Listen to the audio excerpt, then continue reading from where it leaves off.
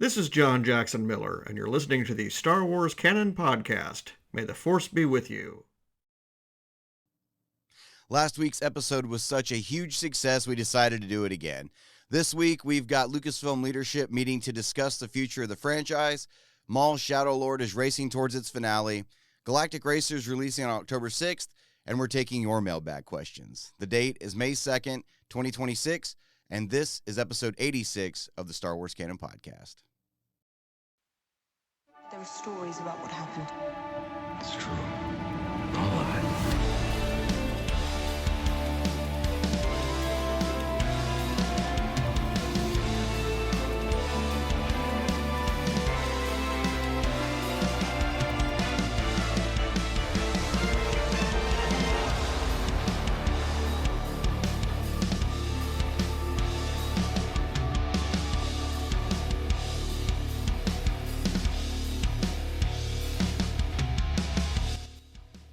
Hello, everyone, and welcome to this episode of the Star Wars Canon Podcast, episode number 86. I am your host, Brian Miller, and I'm so glad you've decided to join me to talk about our favorite thing in the world, yet again, Star Wars. And joining me this week, I've got a full panel. It's not just me and Usef and JG this week. I've got a full panel to discuss a number of Star Wars topics in the Star Wars universe. So let's get them on the stage real quick and introduce them. First off, joining me from across the pond in Cairo, Egypt, is my Wookiee co-pilot, Usef Wally. How are you doing tonight, brother?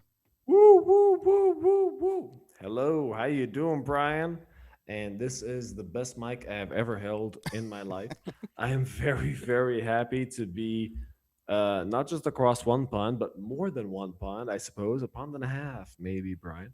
Um, Honestly, Star Wars is the light and life of my life because it is wonderful, and I love having the fact that you are someone who is way across the world from me, and we've bonded, and we've never met in person, and we've bonded over this wonderful concept of life that is based on the Force. I just love that. And I have nothing more than positive vibes to give everyone else here. Isn't my voice amazing? with It this mic? is. It Yes, absolutely there we is. go. But no, honestly, Star Wars is fantastic, and I cannot stop talking about it. So thank you so much. Please, I cannot resist hearing my own voice with this mic. Isn't this the first time? It's Anyway, the best yo, you've ever anyway. sounded, yeah. So, yeah. Please take it away. Yeah. No, Usef, we need to start a new radio show, Usef After Dark. Absolutely, we need to. It would be amazing. No, honestly, and these wonderful, wonderful viewers, thank you so much for joining us today. Brian, take it away. Let's hear about JG before we talk about Nick Albert. Oh, gosh, shots fired. All right, well, in that case, also joining us from the great state of Pennsylvania, only one time zone away from me instead of the 7 that Usef is away from me, is Mr. JG Cars. How are you tonight, JG? I am tired. Also tired of adulting. I've had to deal with a leaky ceiling in a bathroom, and I just don't want to deal with that. So, but we have Star Wars and lots of Star Wars to talk about, and Maul, May the 4th celebration, lots to get into. Oh yeah, and a movie that's coming out too. Oh, So, yeah, the movie everybody keeps forgetting about. you I'm know, just saying. I'm just saying. It just backs up everything I've Yeah, anyway, we can talk about that here in a little bit, too. Also joining us from San Antonio, Texas. Is that correct, Nick? I believe it's San Austin. Antonio. Austin, you're right. Okay. Texas is too big. Too many cities to keep track of. I used to live in El Paso, and so that's the only one I know, and ugh. So joining us from Austin, Texas, on a military base somewhere in a galaxy far, far away, is the grumpy Jedi himself, Mr. Nick Albers. How are you doing tonight, brother? Brian, I am wonderful. I decided to, uh, come out of hiding, much like Obi-Wan when he saved Luke. Uh, grace everyone with my presence, because I am very much a grumpy old Jedi, and even though people will say otherwise, that Luke's character in The Last Jedi goes against everything that was created, I say, look at the three most influential male influences in his life: Uncle Owen, Obi-Wan, and Yoda. They were all grumpy old men who just went off to some backwater world. So it is good to be back to tell everybody the grumpiness of Star Wars. And then Brian, I have to ask, because you were chatting for a while. Oh, I'm not going to go see the movie. I'm going to wait till it's on Oh, man, here we Disney go. Plus. Are you going to go see it opening weekend? Because if not, I will kidnap you and bring you down to San Antonio. So here's the story behind this. I made the comment in the chat the other day. I guess it was last week sometime, that I think it was the day tickets went on sale for Mandalorian and Grogu. I was like, I don't think I'm going to get tickets opening night for this one because I just don't feel the hype for this one. I'll probably just wait until the weekend after and get them. And then that basically just set off a bomb in our group chat, and everybody was like, what? Like, how are you not going to? And so Richard J. and Nick have got a bet going, and I don't remember who had what side of the bet, but it was like $25, wasn't it, that I was going to get tickets or wasn't going to get tickets for opening weekend? I don't remember. I don't remember either. I don't So, either. yeah, so that means Nick's losing the bet is what that means. If he doesn't remember, that means Nick's losing. I just said you were going to go see it because I'm going to go see it opening weekend. Yeah, I'm going. I've got two boys that want to go see it. And so I'm like, all right, fine. We'll go opening weekend. We'll go see it and see what's going on. I guess I owe it to myself. We'll see. I hope I'm wrong. I hope it's the greatest Star Wars movie ever. I hope every movie that comes out is the greatest Star Wars movie ever. But I don't know. It looks awesome. It does. It looks great. But I don't know. It's just. I'll let you know how the first half hour is on Monday. Oh yeah, you get to go see the First. sneak thing, the sneak preview, huh? Oh man. Yeah, So, the first 30 plus minutes. this is what I will say about the Mandalorian and Grogu. If it's just better than the Rise of Skywalker, I take that as a win. Is there and anything better than the Rise of because- Skywalker? Or do we want to go down that rabbit hole? and Oh, get no, not right now. completely off Not topic right no, now. I was just asking. Not like at this point in the podcast. podcast. We're trying to keep listeners, guys. We're trying to keep them. We're trying to keep You so. should say yes or no, and the answer is most likely. Oh my yes. gosh. Well, let's get this show on the road. And before we really kick everything off, I want to make an announcement real quick. And these guys already know what it is. We've been talking about it all week. I've been talking about it all week. For those of you that don't know, tuning in for the first time, just finding us for the first time, last week was our big comeback episode. We've been on hiatus for like 6, 7, 8 months, something like that. And we decided to come back and just do a big episode. It was me, Usef, and JG. And we just talked for like, what was like 2.5 hours, I think, and put an episode out. I woke up, I put that out Saturday night. I woke up Sunday morning and checked the views on YouTube, and we were at like 1,400 views. And I was like, holy crap, that's the most views I think one of our episodes has ever gotten on YouTube. I was like, that's insane. And then I checked it the next day, and it was like 7,500. And I was like, what is happening right now? And then JG and I looked at it just before we hit record, and we crossed the 50,000 view threshold on last week's episode on YouTube. And not only that, but on Spotify and Apple Podcast, CastBox, we are at, I wrote it down here, 18,000 streams on just the audio platforms alone. And it's not just that. We also got 1,400 new hits on the website, StarWarsCanon.net. And you guys sent in a whopping 214 mailbag questions for this week. So I have never in my life, JG and I are like confused as to how this happened and what happened. Thank you. But Thank that's all we can say is thank you, because I have I told these guys, I'm floored. I'm completely floored that we just sat down to make some stupid little podcast episode, and you guys just made it the most successful piece of content that has ever been put on this channel. So, and I don't mean by like, there's no close second, like, because before last week's episode, the most views any piece of content had on Star Wars Canon Podcast YouTube channel was like a ranking video from like 7 years ago, something like that. And it was at like 20,000 views. And now we've more than doubled that one just in a week. So from the very, very bottom of my heart, there's no words to describe how grateful I am for you guys for making last week's episode as big a success as it is. Even if it never happens again. If every episode from now on gets 20 or 30 views. Thank you guys so much for last week's episode being such a huge hit. Like I said, there's no words, and I'm floored. Hopefully, lightning will strike twice. Maybe we'll do it again with this one. Maybe, I don't know. Maybe it was a fluke. Maybe it wasn't. We'll find out. But yeah, seriously, if it wasn't for you guys, this thing wouldn't be anything at all. So, thank you guys. Seriously, absolutely just mind-blowingly floored at the results from last week's episode. So, it made going through mailbag questions incredibly hard this week.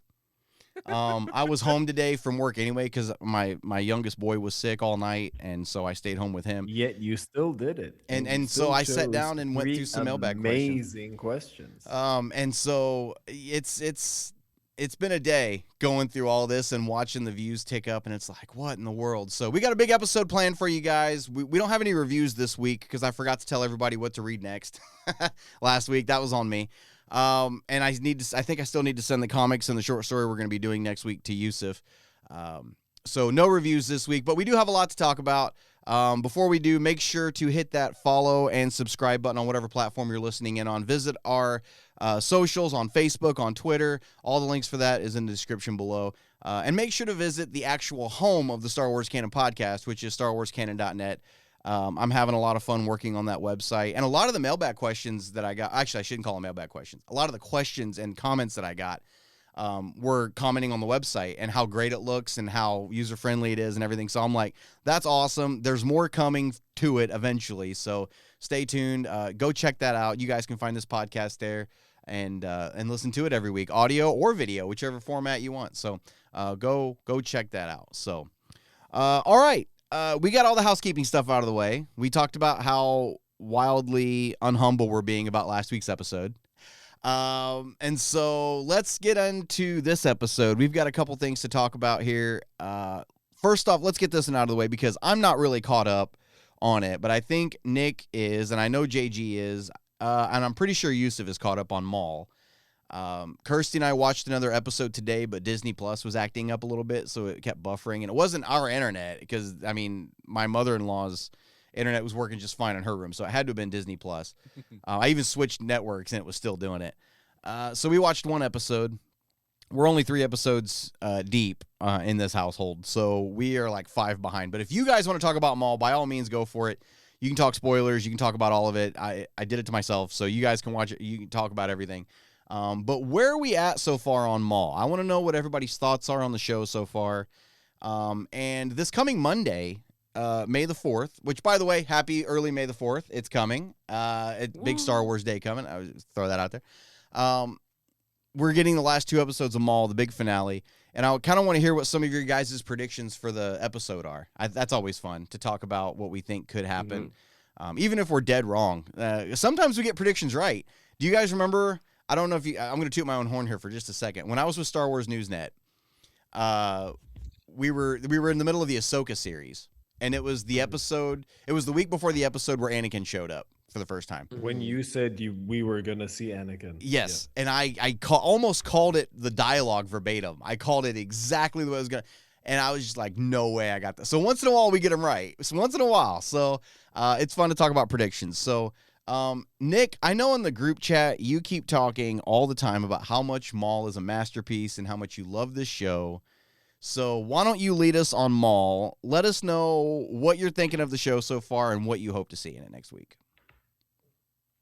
Okay, so first off, if the views tank this week, you can blame the grumpy old Jedi because I have come in, and obviously if the views tank, there's only one reason why, and that's me. So we know why if the views tank. Nick single-handedly keeping it floating. So when it comes to Maul itself, in the run-up to the show, I'll be honest, I wasn't super excited about it. It's like, okay, Maul is such an amazing, fascinating character, but on a whole, we've essentially touched all bases when it's come to, in my mind, this era. It's like, let's go somewhere else, but then I was, you know what? I'll give it a try because, in all honesty, this is probably the only Star Wars show we're getting this year. We might get Ahsoka season 2 at the end of the year. I highly doubt it. Um, and what I love about the show, and I'm not trying to bash other shows that have come about it. This is in reality what a look at a dark character in a dark series should be. Maul is already, we already know Maul's character and all that, but he is fighting to regain his criminal empire essentially underneath the umbrella of the empire. And you have him essentially having to make, uh, you know, a tenuous peace with essentially your protagonist in the series. Maul is not the protagonist. Everybody knows that. Maul is, evil and all this, but the last few episodes really show why he got to where he got, why he became the person he was, especially the last episode, which Brian, you need to watch because I think it's absolutely amazing. Um, but it's such a fascinating in-depth into who Maul is and how he gets to where he needs to be. And I said this to everybody before we went on the air. Me personally, I think this is probably the best thing Disney has done outside of Andor and Rogue One. And I'm really looking forward to the season finale. Um, I'm not entirely sure where this is in terms of the timeline right now. I know it's before Rebels. So what I actually want to see essentially uh, for the end of season 1 all the way to the end of the series is see where Maul goes from here to where he gets his empire back until he loses it all again and we catch up to him again in Rebels. Fair enough. Yeah, no, this is like what, the first year of the Empire. I think this is before even 1 year. Yeah, this is even before like Tales of the Jedi with Ahsoka, who's going by Ashla at the time, when the Crow comes after her. Yeah, no, I'm really excited. But so far, I like what I've seen of the show, and so far what I've seen backs up everything Nick just said. I mean, the art style of it is great. And Maul drinking tea and inviting somebody to come sit with him is like that's so cool. So. Yeah. JG, what are you thinking of the show so far, man? What are your impressions of it? Yeah. Like I said, I've been really absolutely loving it. And I think what's really cool and the thing that I'm appreciating is the technical elements. Like we've talked about how they painted on glass and filmed that, where they're also using matte paintings.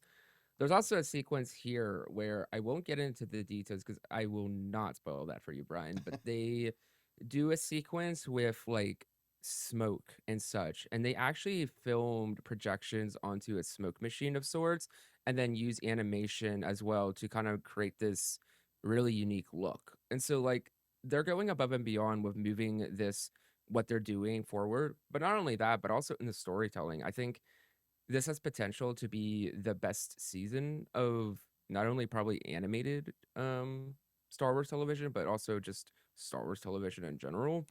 Especially if they can land this finale, these final 2 episodes, which I think they will. And if I want to get a little speculative, a little silly, but I actually I do genuinely believe that this is gonna happen. I think in these final 2 episodes, probably the final one, I think we see Vader. I think Vader comes to town. Ooh, I've been wondering if he was going to or not, and I was wondering if I'd already missed it. And I was like, okay, well, that hasn't happened yet now that you said that. So I'm like, because how long has everybody been begging for like a fight between Vader and Maul? And like everybody's always thought about that fan fight of like, we want to see that. And now they've put pieces in places where you could actually have this. And so, yeah, no, you know what? I don't think that's out of the realm of possibility. I really don't. Nope. Especially if there's Inquisitors popping up, and then that always Yeah. escalates to the next level, I think of the Jedi Survivor, the Jedi Fallen Order series. Yes. He fights Inquisitors, then all of a sudden, hey, you know what? Since the Inquisitors ain't doing it, Big Boy himself steps in and decides to Exactly. do something. So I don't think it's out of the realm So- of possibility. So Yeah. what I will say this, and I think JD is probably right. I think eventually we will see Vader. I just don't think it's going to happen at the end of this season. I think they're saving it towards whenever they wrap up the series. They did it is put on for a season 2 now. They did announce there's a season Yes. 2 coming. So I think Palps is more series ending. I think you end the series with him fighting and Ooh. losing to Maul again. And that's personal because he's Yeah. already talked about in this first season how personal it is with his former master killing his brother, killing his mother, and so yeah, for real. Hey, Usef, man, you're a villain guy. What are you thinking of Maul so far? Maul is absolutely fantastic. He's passionate. He's brilliant. We saw so much of Maul in a way that we didn't think we would. And Palps, this just last shout that you just did, honestly, it makes a lot of sense. Honestly, can I just go out for can I just go out on a limb here for a second? Yeah, go for it. Yeah, okay. So it's been 8 episodes. Yeah, I'm not going to talk about what it is and what happened and so on. Seriously, my notes here and what I've actually just been brainstorming, seriously, like I really do think that Maul actually feels like he doesn't resent the Jedi anymore. Does that make sense? Mhm. So he's like he doesn't think the Jedi are an enemy anymore. What he thinks is they are sacrificial, just like he was. Does that make sense? Like, Oh, yeah. so he looks at himself as in Absolutely. like, Yes. yeah. So what he sees himself as is basically, I am in the underworld, and I am a dark lord. He's not a lord, but he sees himself as that, and he knows that he was like reduced to, yeah, like he was just reduced so much, and now he's trying to regain whatever it is, whatever sort of power that he can. I'm not entirely sure what his aim is at this point. This is my actual question. But if everybody else sort of understands me when I say that if he sees the Jedi as, oh, we are all sacrificed and we are all under the hip of Palpatine or Darth Sidious, it's just so weird to see Maul with a mentality that is defeated, but at the same time, he's still trying to rise. Rise to what? Rise to do what? To him, the Jedi are not Jedi. To him, the Jedi are just Force users that he may or may not try to work with. Hence, Devon. I'm not upset with this. I'm just saying, I want to see more. I'm so curious. All right, I'm gonna stop now because seriously, it's just a huge spiral. I'm dying to go down. I might be, I don't know. Like, I'm not gonna stop talking if I keep talking. So Usef, remind me one of these days to get a hold of you because I'm gonna need you to record some Darth Maul dialogue for me because that's pretty good. That's pretty spot on. My word. Yeah, that's pretty good. I'm not even gonna lie. That's really impressive. Just say it. Kenobi. Oh my gosh. Yeah, we're gonna have to record some stuff. Yeah, I saw Nick start to be like, oh no. Dude, and you bring up a good point too. Maul just keeps getting thrown away over and over again. How long did he live in an actual trash pit? You know what I mean? very And sorry so for the spiral I did, but yes, Yeah. please, Brian, help me center myself. Do you understand what I'm talking Yeah, about? no, I know exactly what you mean. He feels like he's just been sacrificed over and over and over again. Palpatine used him and threw him away. Everybody else just using him and throwing him away. He wants to be something. He wants to matter, and he doesn't care what he has to do to get there. And so but we all know where he ends up too, and which is wild because he still dies like a rat in a desert after everything he tries to do. Not a rat. No. I will. Oh. So He's not a rat. Well, no, I'm So, saying he died I- like a rat. Come on now. He died very quickly. Just saying. Yeah. Yes, he did. And yo, hang on. You No, watched what me I- watch what him I will die. say- what- Just- But anyway, we know where he So, I ends will up at, is say what I'm that- getting at. And so So- he ends up dying out in a desert somewhere with his obsession, because of his obsession, is what it is. And Yeah. so it's going to be really cool to see his entire thread, his entire story kind of go through with the Phantom Menace, and then Clone Wars, and then now with this, and then with Rebels, and everything. So he's going to be that tragic character that just never could get traction on anything. I assume he had traction for a while. He was in charge of Crimson Dawn, and so they were feared. So I think he had his moment in the sun. He was like Icarus. He flew too close to the sun, and so I will bring up that the one thing that really does come into this episode, the episode 8 of it all, is that and to kind of answer Usef a little bit, I think a lot of time looking at the story of Maul and such, I think we've looked at it in the singular focus that he is on a revenge tour against Palpatine, and I think that makes a lot of sense. However, in this episode, when he goes through what he goes through, in which I will not spoil for the sake of Brian, we get a lot more clarity on what specifically he wants to do and why he wants to do it. And it's a lot more than just simply getting revenge. And I think it makes Maul very nuanced. It's very specific. He has a very specific goal and agenda, and that is going to be why he wants to recruit Devin, why he wants to build a criminal syndicate. And again, it's more than just killing Palpatine. I'm sitting here thinking too about some of the things that he's said throughout different mediums that we've seen him in different projects, and how when he's talking to Ahsoka in Clone Wars, he knew Palpatine's entire plan. He knew about Order 66. He knew about the clones being created. He knew the Empire was going to end up being created, and He knew about Anakin. and he knew about everything that he was doing about Anakin. And the thing that I think about is this: that means that Palpatine told him all of that stuff pre-Phantom Menace, and he knew all the plans. And it was just, he had hopes in Maul that he was going to be the one to carry the torch on and into the future. And then when Obi-Wan bested him, he was just like, I'm done with you. It's like Andy dropping Woody. He's like, I don't want to play with you anymore, and just throws him away. And that backs up when we see him in Clone Wars when he comes back with Savage, tries to fight Palpatine, which is one of my top tier episodes of Clone Wars. Just saying, that is an amazing episode.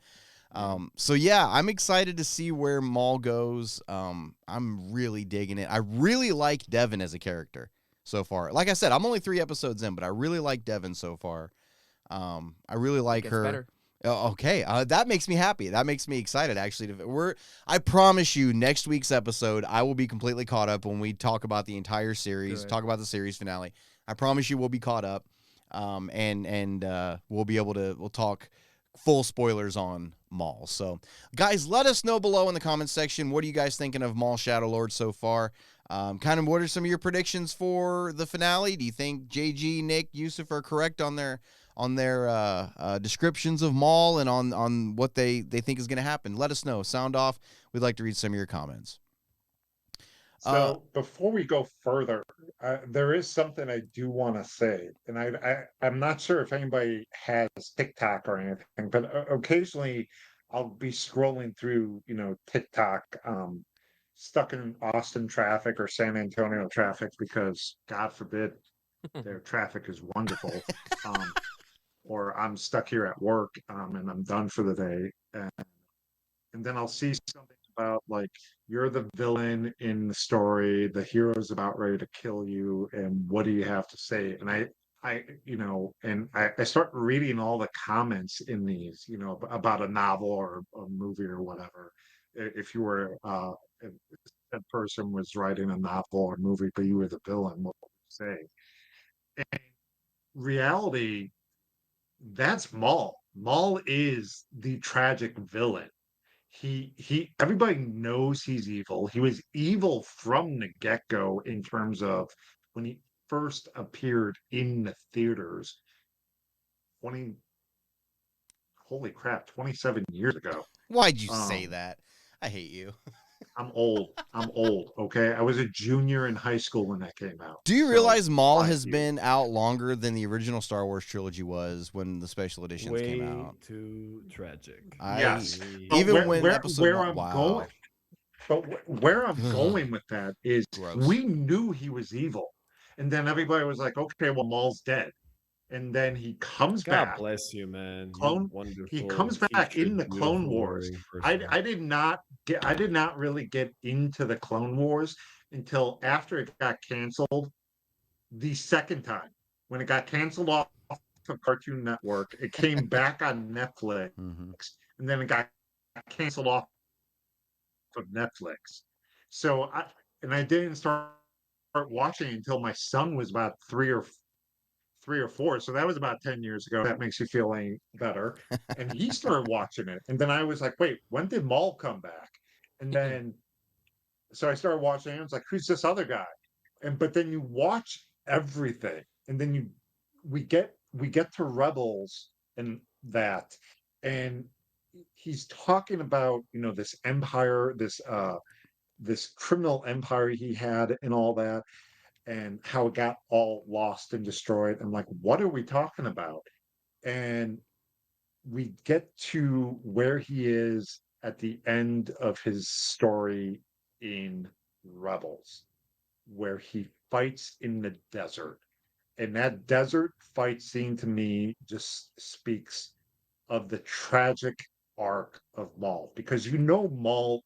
I'll say it again. Maul is evil. Everybody knows it, but you understand in a lot of ways, as especially with Shadow Lord now going, you understand why he is evil now, and it's becoming more and more apparent, even more so apparent than the Clone Wars arc he had, even more so than Rebels. This is really just fleshing out his character to say, yeah, he's evil, but this is why he became evil. Yeah. No, he's one of the most interesting characters to watch. Who was it that Freddie Prinze Jr. compared him to in Greek mythology? I don't remember the name. Ephesus. Ephesus, thank you. And he just keeps pushing the boulder up the hill just for it to roll back down. Like, Yep. and so that's the perfect.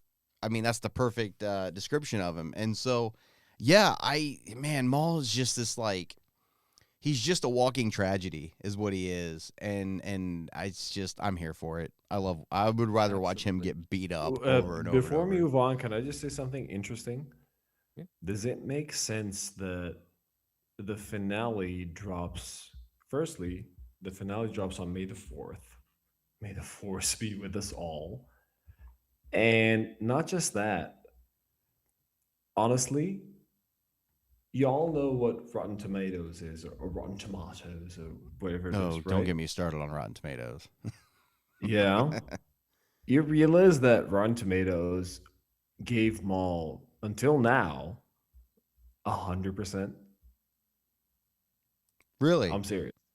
I'm serious. Check it. Wow. I don't put a lot of 100 I've never seen 100% on Rotten Tomatoes. I don't put I've a never lot. seen a 90 plus on something in Oh, production. that's Like, happened. well, not in production, I- like in. Like, I don't put a lot of stock into Rotten Tomatoes anymore. I don't, because they'll Sure. That doesn't mean that I'm gonna take it as a guide. I'm sure. just saying, I get it. holy crap! This is the vibe. But see, This is how much people love this. Well, It's no, like, wait, I don't. PG, honestly, come on. Like, you understand me here. Like, everybody's getting Yeah. behind this. Yeah, I also I Rotten Tomatoes is an interesting thing. It's an interesting Yeah, piece. it's an interesting social experiment. It's a very misunderstood. It's a very misunderstood metric. Yeah, I agree with that. The thing that gets me, and I'm going to get on my soapbox here for a minute because Usef done did it. I'm going to have to get on my Rotten Tomatoes soapbox for a second.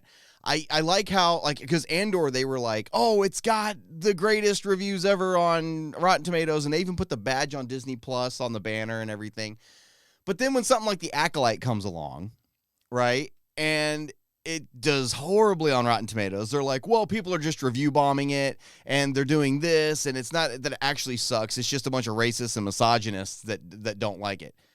Well, which is it? So if you're going to say that it's that easily manipulated for something to look bad, but then you're going to turn around and say, oh, we've got a perfect score on Rotten Tomatoes, you can't have both. If it's either easily manipulated or it's legitimate enough for you to put the badge on Disney Plus. No, you're right. The reason why I brought it up is just that it's about momentum. It's about how it's trending. It's about momentum. So the whole point behind me seeing a Maul in this way is like, oh my word, everybody's behind it.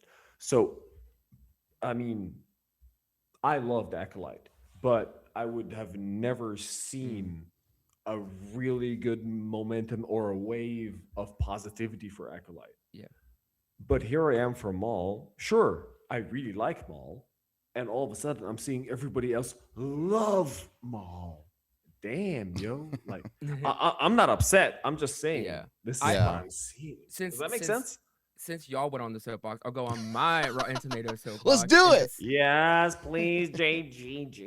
We're gonna go to class here because I think a good example. Like, let's look at the Acolyte. I think that is a great example. So Acolyte, the wall, man. When it comes to the critics side right now, it's sitting at a 79% Rotten Tomato. A lot of people will look at anything below an 80 as like not good or a failure. What you need to realize is that when a 79% on there is saying of the people, specifically critics in this case, that have reviewed it, 79%, or let's say simply 8 out of 10 critics are saying that they would recommend this. That is not bad. That is actually really that's good. A B. I mean, if you're going by letter grades, that's a high B. Like that's a really good thing. Yeah. And so I think it's very interesting. I just think it can be misconstrued, I think, a lot of times and such. I mean, honestly, in my opinion, anything that's higher than like a 50 or 60 on Rotten, anything that's getting an approval, anything that's saying that more people are recommending is actually good. And you do get into that weird thing because like Acolyte was review bomb. I mean, you can literally look at it. It's sitting at a 19%, that's just crazy. Right.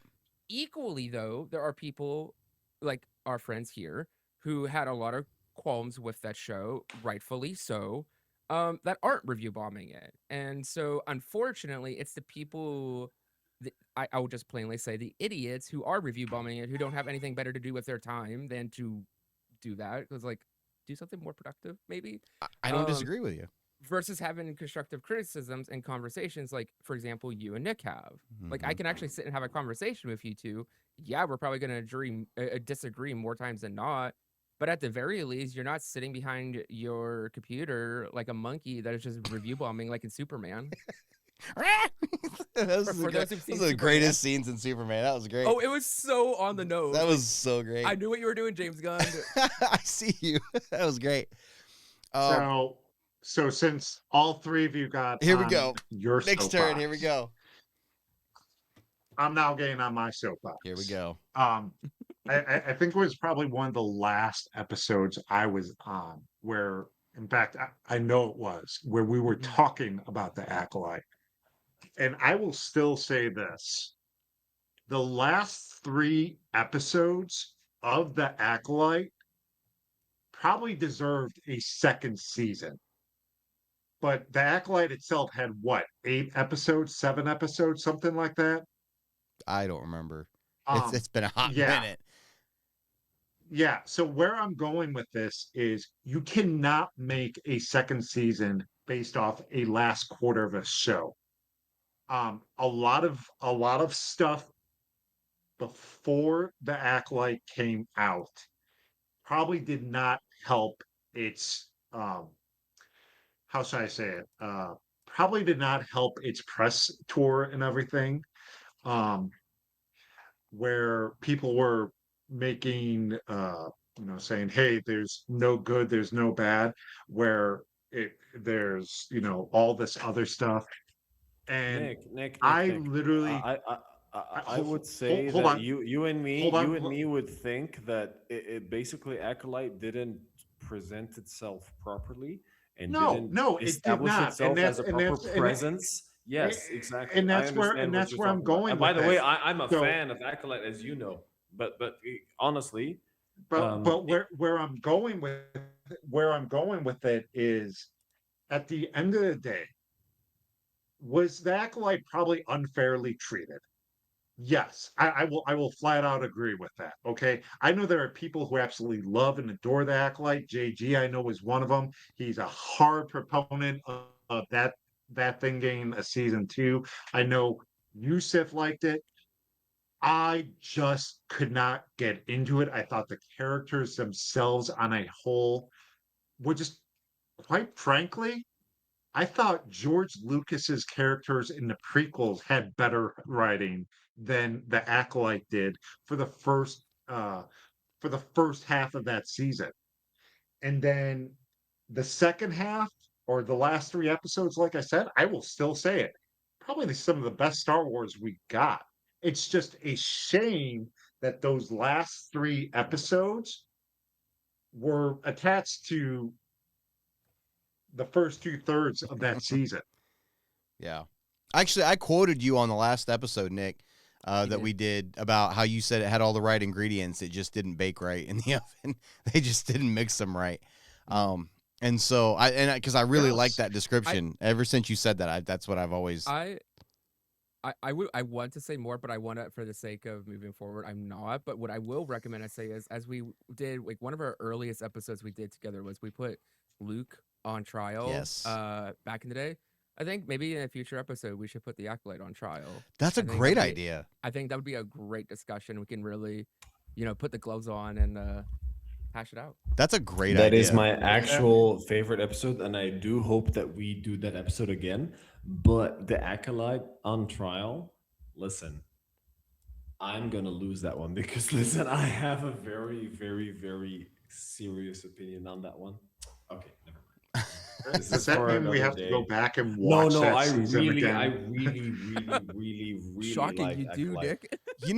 You want to know something? If we do that, I wouldn't mind going back and watching the series again, just to, like, because I've only ever watched it once, and so Brother, I've watched it twice. maybe I need to go like through and watch Acolyte. it I like again. it a lot. I really like Yeah, Acolyte. because the first time you watch something, you're just soaking it in, and you're like, oh yeah, okay, this is great. So you have to watch it more than once to really like start breaking it down and seeing everything. So maybe that's what we'll do. Maybe in a future episode, we'll do the trial of the Acolyte, and we'll all sit down and we'll grit our teeth and get through it again.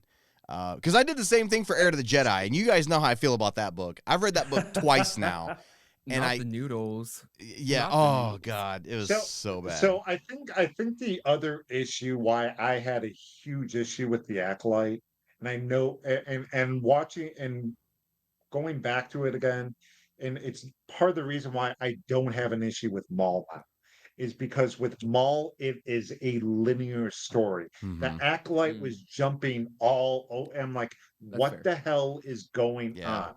Had they just done a linear Just told the story, story. maybe Yeah. that would maybe the Acolyte gets a second season. But because it didn't, and the shitty thing is, and I know what, I will give Kathy Kennedy her due. They tried something new. They said, we're going outside of what we've known for the last 50 years. Yes, it's been 50 years already. And we're going to try something new. But because of what happened to the Acolyte, I think it's going to be a lot harder to get the series in the era that I want to go into, and that is the Old Republic, Knights of the Old Republic, than what we will get now. I think JG was right about this probably a year ago. Because of what happened to the Acolyte, we're going to just more than likely for about the next 5 to 10 years Play it stay safe. in the box that Yep. we're in now. Yep. Play it safe. Before we go on, let me ask Nick a question.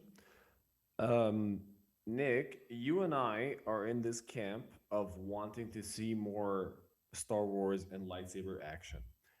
Have we, you and me, ever seen really good regular lightsaber action besides, let's put the Obi-Wan Kenobi show on the side just for a sec because that was all fan service. It was all Kenobi versus Vader. What was the best lightsaber action we've seen in Star Wars on the side? It was Acolyte. Please say yes. No, Oh, not even man. close. Not Come on even now. close. Who was it? Look. Where was it?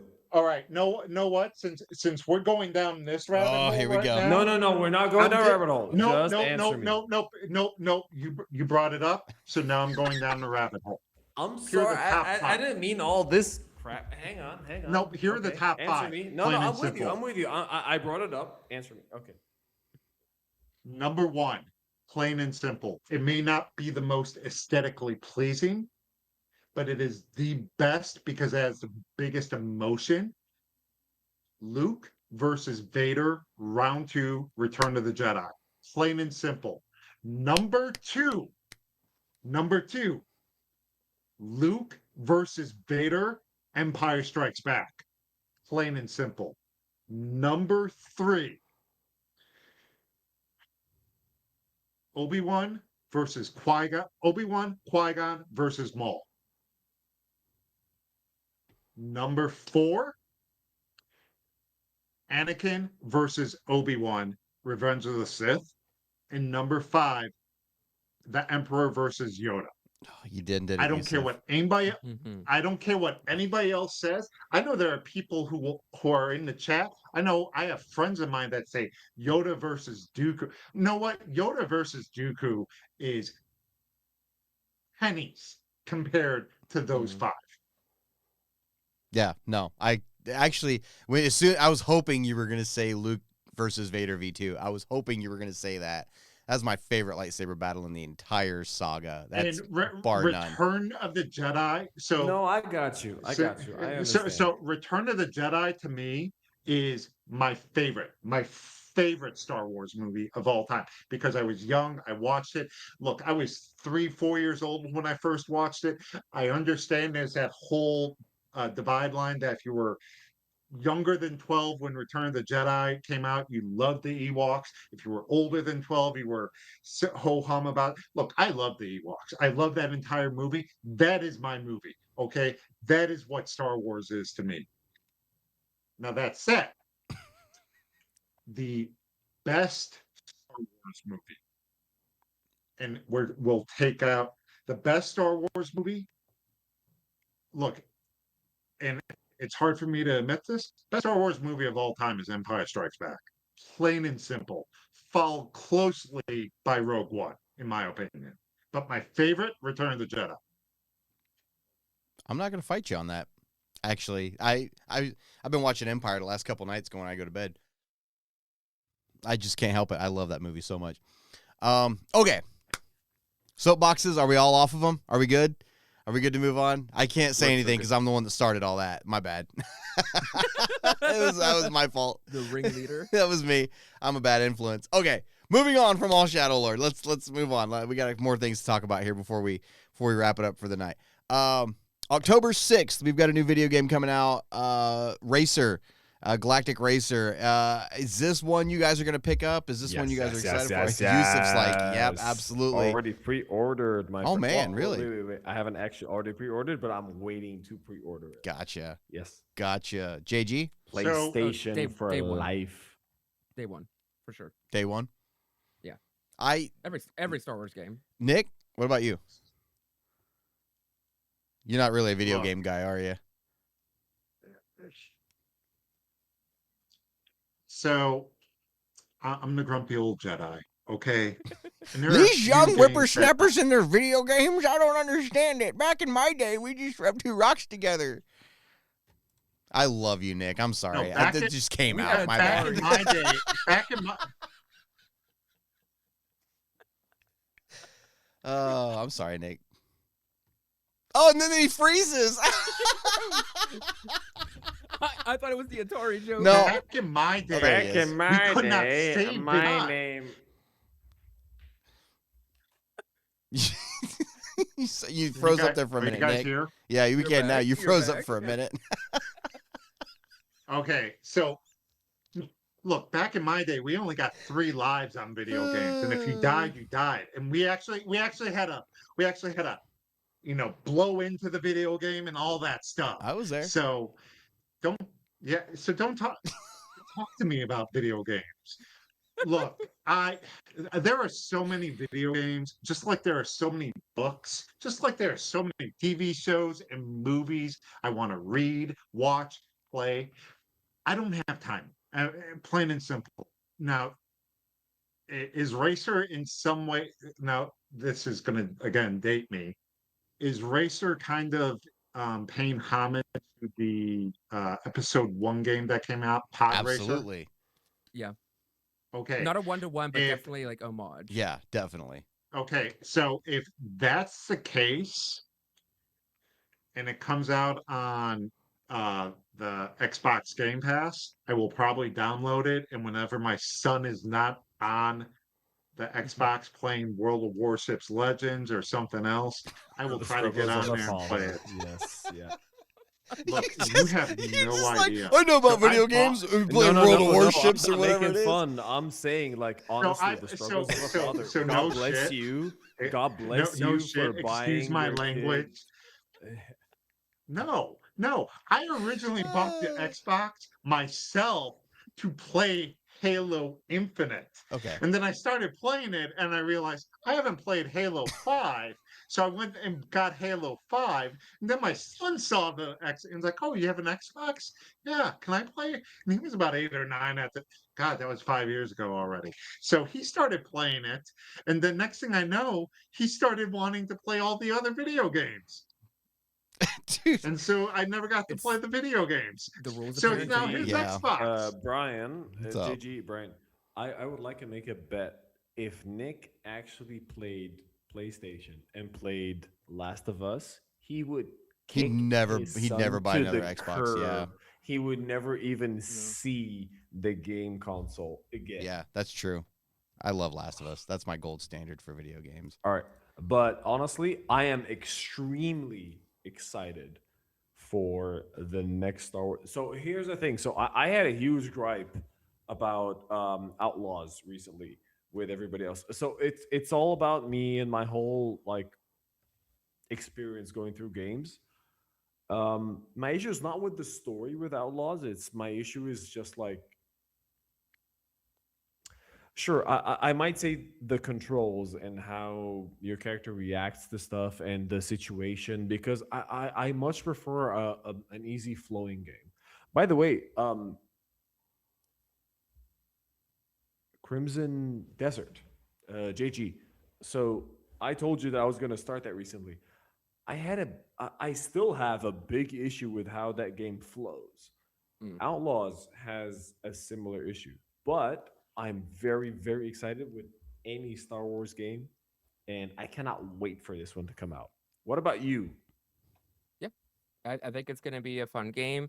And honestly, I don't know how much I'm going to put into it because I've kind of drifted away from like the racing games. I kind of was into those when I was younger for sure, especially like the Need for Speed 2, like Underground and all that such, and Hot Pursuit.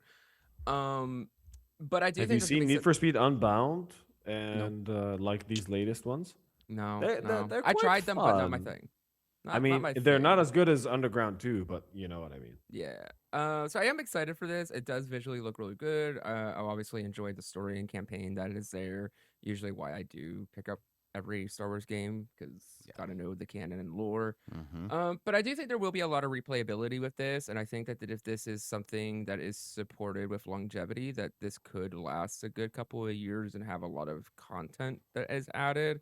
And it does seem very promising with the amount of like replayability and customizability because I think that is what people want. People want to be able to go in and build their own racer. They want to add their own like livery. They want to be able to add their own decals and all that such, and be able to Yeah, have this their is the own like challenge. Galactic Racer fantasy that they want. So I'm dying to see what I can make with racers. Not what I can win with racers, but what I can make with racers. You know what I mean? Like this is Yeah. the whole point behind dreaming into a Star Wars. Like yeah, like I don't know, like Brian, help me out one here. of the Like well, I can't explain no, I it. get it. Like seriously, you One- know what I mean? Like One of the things I want to see them integrate into this game too is the same thing they integrated into Squadrons, and what made Squadrons really good, in my opinion, was the VR aspect of it. Because Oh, I yeah. have never, I bought Squadrons. I bought a PlayStation VR just to play Squadrons, and I've never played Squadrons outside of my VR. I didn't know that. I Really? yeah, I have didn't know that. never played Squadrons on my TV. It's always been with the headset and me looking around and going after and it's been unreal. And honestly, it was my first like big experience with VR. And so because after that I got into the Vader Immortal series with the lightsaber fights and stuff, which was just mind-blowing to me. It was just but I had never really done any virtual reality stuff before. And so the night I got Squadrons and I sat down, and when you first start that campaign and you sit down in that TIE fighter, and I was looking around, it just did something to me. I was like, Yeah. oh my gosh. And then and then it actually feels like you're flying it. You know what I mean? So I hope they do something along those lines with Racer, especially with the pod racing. I think that would be so cool to do a pod racer in VR like that. And they've proven they can do it. And so I don't know. Have they said anything about that being an aspect of this, or? I don't think it's I don't think they have. confirmed yet, but I would not be surprised if I it's want it. definitely I need support down that. the road. I need that so bad. I'll buy a PSVR 2 just to play it. Nothing works on the PSVR anymore. You have to get the 2. I haven't got a 2 yet. So I will play it in VR. So I'm looking forward to this one. Like Nick said, it's a callback to like Racer, episode 1 Racer. And then Racer Revenge. I remember when that came out on the Yeah. Nintendo 64. Oh my gosh, dude. Yeah. And then even going back as far, you were talking about racing games. I grew up on Mario Kart. And so, like, I used to play the crap out of Mario Kart, knew exactly where to drive off a rainbow road to land on the bottom Yes. and beat everybody. As I knew all of it. I loved it. So I'm not huge on racing I'm a games little anymore. younger. I'm a little bit younger than you are, and I played like Crash CTR. Oh yeah, yeah. Bandicoot is my life. So Crash Bandicoot is literally my base. So- Anyway, keep going. I'm excited for this one. So I guess for me, and I guess it's part of the reason why I've kind of gone, really stopped playing video games and computer games. And the irony is I have like a ton of computer games on my computer that I bought. And like, because a lot of people would tell me, oh, get Starfield, get Elden Ring, get all these other ones. And I've bought them and I've never played them. And like, so like there are a few uh series and games that I will play over and over. Like Halo to me was probably the last big series of video games that I've actually played, and I will still say. I know a lot of people had mixed reviews about Halo Infinite. I know this isn't a Halo thing, but to me, the best Halo game is probably Halo Reach.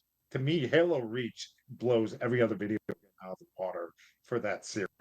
Now, in terms of Star Wars games, I guess where I'm kind of frustrated with the Star Wars games is the same way I'm frustrated with all the other things Star Wars right now. Is they'll announce stuff and then nothing ever happens. Like Yeah. there was that Well- video game, is it Star Wars Eclipse that got Yes. announced like 6 years ago, and nothing has been announced moved since then. But I will interject and say that when it comes to video games, it's a very interesting cat where it is different than movies, where I do think we could easily make a comparison and be like, oh my goodness, Lucasfilm announces all these movies, they either get canceled, they never show up or anything. Oh my goodness, these video games are getting announced and we're never seeing them. The problem is that many of these games take years and years and years to develop, and they have to announce it Huge early, even though budgets. in perfect world, and some studios can get away with this. Like sometimes we do get shadow drops and such. Very rare, but in a perfect world, that's what happens. Like we get a trailer and then it's out in a month. That doesn't happen anymore. But so the problem is that these games are being worked on. Like for example, Eclipse still being worked on. The Old Republic remake still being worked on, even though that's been through development hell. the problem is that like a good example looking at like Red Dead Redemption 2, that game was like being worked on for 8 years. Eight So and a half years. Exactly. You took the words. Oh it's my god. Well, hey, you know what? it's just No, a none long of those time for and, art. and I get that, and I'll just say this, because there are all the memes that are coming out, and in theory we're supposed to finally get it this year. Grand Theft Auto 6 Oh, was jeez. announced Yeah. 15 years That's ago. a That's great never And example. they're gonna like, come out. oh, it's coming out in 2016. Yeah. Oh, 2018. And Yeah. now it's 2026. So Well, It takes a long time for these things. I mean, Grand with Theft Auto Rare, 6 is getting a budget of over $500 million. and to me, that is It's insane. If insane. not more than that. Yes, it is because of the processing. Okay, never mind. This is a whole other. Yeah, but I'm sorry. anyway. I'm sorry. No. I'm not an. By the way, I'm not an expert on this. JG is by far more informed on this. But anyway, we'll get seriously, Eclipse. We'll I get it. can't We'll wait get for Eclipse more news Star soon. Wars. Yeah. Like Well, next year. by the way, can I just Next year. okay. So here's where I'll interject on this on the concept of budgets. JG, Brian and I were talking about this on a podcast about a year ago when Okay. Acolyte came out, and we were talking about the fact that Acolyte has a proposed budget of like astronomical numbers. What I thought was the point behind Acolyte getting such a large budget wasn't because Acolyte itself needed such a large budget. It was because Disney decided to invest into a new technology to use into that. Do you know what I mean? So it's all about, oh, by the way, Acolyte needed like $3 billion. No, it didn't. It's not about Acolyte. So here's the thing. You use this project to invest X amount of money to create this technology to do this. This is what I automatically translated it to. Does this make sense, or am I just grasping for straws at the moment? It makes sense and it's optimistic. The problem is that whenever you spend way more than what you're expecting to do, and that upsets stockholders, the suit and tie CEOs and all that have to make decisions. So idealistic world, we would want that to be the solution, but unfortunately, dollar signs is what makes decisions. Yeah. But yeah. So you're telling me to just be sad right now? Like, Yes. You're telling me just be sad. Be sad for right now. Just be sad. No. I mean, obviously, you are not wrong. I'm just saying, like, Yeah. Yusef, It's not the like, funny yeah, answer, but no, it's like, it's you're the being answer. way too optimistic, man. Like, just It's- chill out, homie. Like, that's it's- exactly what you're saying. But Yeah. God bless you. Thank you. I appreciate it. All right. So Galactic I'm Racer. serious. Thank you. Galactic Racer coming out October 6th. Let us know if you're going to be picking it up. And it is going to be multiplayer, right? Where you can race against everybody Yes. else. Since that, Oh yeah. And cross platform, that is the and that's good standard too. at this point. Nice. Yeah, I was going to say good. We could actually I was shockingly gonna thank Fortnite ask- for that. Perfect. I'm going to whoop. Wait. Nick, Brian, JG. I'm gonna stop you guys right here. 5 days from now until we buy tickets. Yes. 6. Well, for me, it's For the you, first it's of May 5 right days. now. Well, it's still, yeah. So, yeah. So, all right. Well, moving on. Let's see here. The last thing we were going to talk about before we get into the villain bracket. This one we might be on this one for a minute. We've already been going over an hour. We might be on this one for a minute. Lucasfilm leadership, the new presidents, the co-presidents of Lucasfilm, all met with different department heads and animation studio and all these other departments to talk about the future of the franchise for film and TV.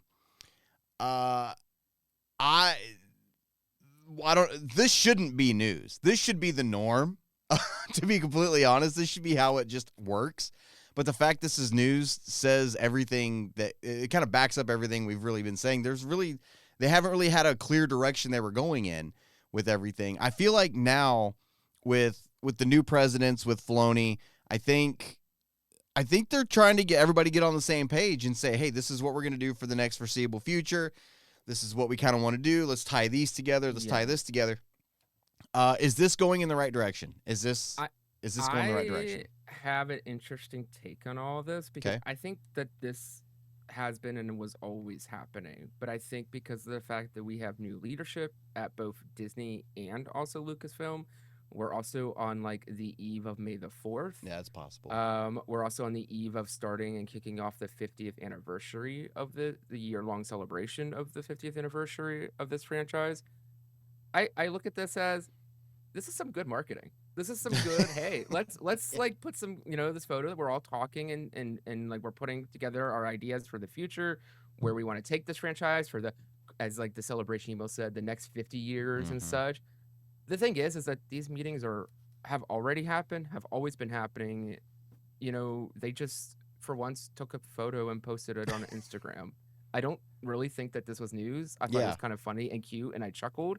It is optimistic, and I mean, I think that is what they want us to feel, Brian. I think they want us to think like, "Oh man, here we Star go, Wars is back in the right direction." And I think ever since Kathy kind of put into motion 2 years ago her succession plan of promoting these two to be co-presidents, I think we've already been having those meetings like since that was starting. So I'm not really that impressed or shocked or anything. Yeah. Like I said, why is this news? I was like, it shouldn't be a news story. It is nice to see though. And like you said, it's getting ready I think they're gearing up for a big year leading up to Celebration next year. And I think Celebration next year is going to be a huge I think they're going to be dropping some bomb announcements at that Celebration. Whether they actually make the movies they announce or not, we'll see. Well, I mean, they're really good at announcing. Hold your breath. Yeah. But they'll be cool in the moment, but what this reminds me of is when they were announcing the High Republic Initiative. And how they were releasing the pictures of like all the authors in the same room together, and they had the storyboards up and everything.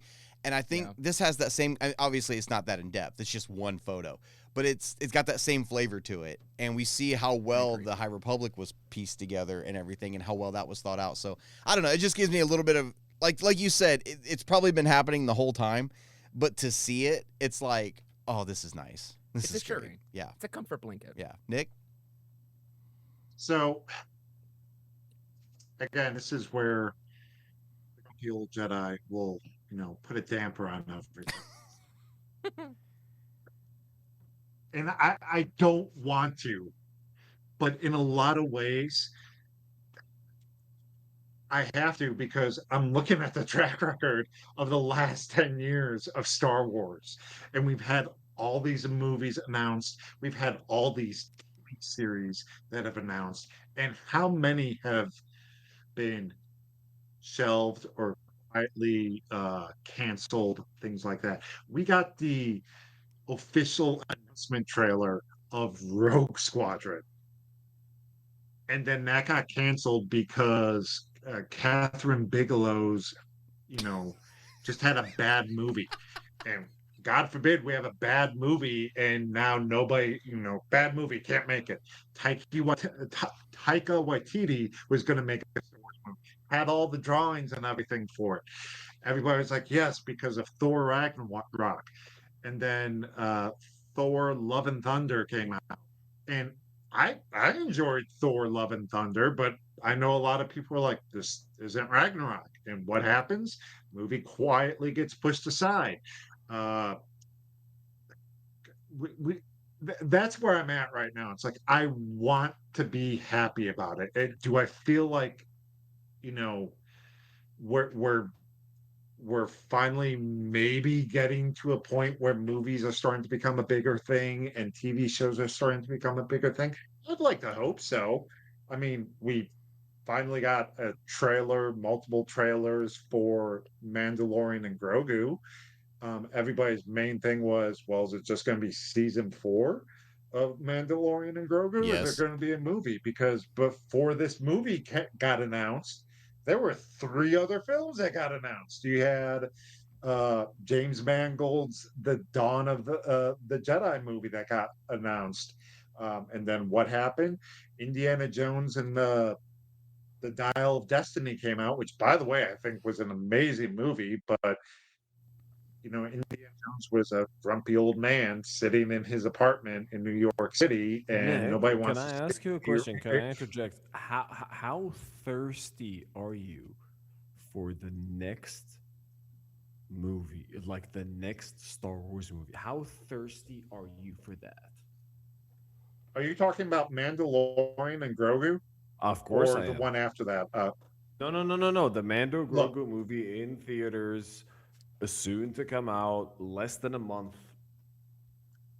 I'm gonna go see it opening weekend. I love the No, no, no, Mandalorian no, no. and That wasn't Grogu. my question. That wasn't my question. How thirsty for you are that? So basically, you just gave me like for good reason, a big spiel about being upset with the fact that you're not getting enough content. And you're right. I agree with you completely. It's not that I'm getting enough content. It's the Right. fact that they've had a track record of announcing stuff, then the stuff gets quietly pushed aside. Completely agree with you. Now we're So for finally me, getting something new. What do you think about that? That's my question. I'm actually looking forward to the Mandalorian and Grogu. It actually looks like it's supposed to be a movie. And here's going to be my, and I think I've mentioned this in our chat earlier in the week. It's going to go one of two ways. It's either going to go the original Star Trek the motion picture back when it got released in like 79 or 80, right between A New Hope and Empire, where even if you never watched the original series, you could come back into that movie and be like, oh, there was history behind it, but you didn't have to watch the entire series. I'm hoping with the Mandalorian and Grogu, they do that. That you don't have to watch seasons 1 through 3, Ahsoka and Book of Boba Fett. I, I'm hoping that's not the case. I'm hoping you get to just dive right into the show, the movie, and watch it and enjoy it. Because let's be honest, there's a lot of Easter eggs that, for those of us who've watched all the other shows, they've already teased about. So I'm looking forward to that. But I'm hoping for somebody who's never seen the show, they can just go into that movie and be like, wow, that is a great movie. That brings up a good point. So I want to hear you guys' opinions on this. I was thinking about it while you were talking about that. Does everything that comes out have to be like a really good entry point for somebody, or can stuff come out, in your opinion, that builds on what's already been there, or do you think there needs to be a good balance of the two?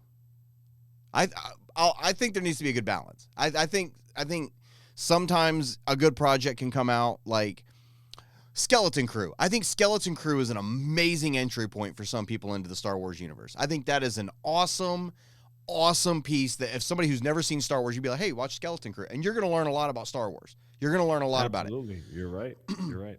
Then you have something like Ahsoka Season 1. That is not a good entry point for Star Wars by any stretch of the And I imagination. love Ahsoka. And I do too. And I do too. I'm in that camp that I was like, that is one of my favorite shows. I think it was deeper than a lot of people realize. Please jump in because I'm gonna take this to a whole different spiel. So please, JG, do this first, and then I don't want to take this to a whole like different. But then because with Ahsoka, you had to have watched Clone Wars, you had to have watched Rebels, you had to have watched all this other stuff. But with Skeleton Crew, excellent entry point. And with Mandalorian and Grogu, man, I feel like it's going based off of what we've already built. You know what I mean? Literally just asked JG to jump in, but Brian, I'm just gonna say something really quick. As someone who's watched Clone Wars based on, I watched it and you guys tracked me while watching it. No, you don't need to have watched Clone Wars in order to understand Ahsoka because I watched Clone Wars and Rebels really, really, really late.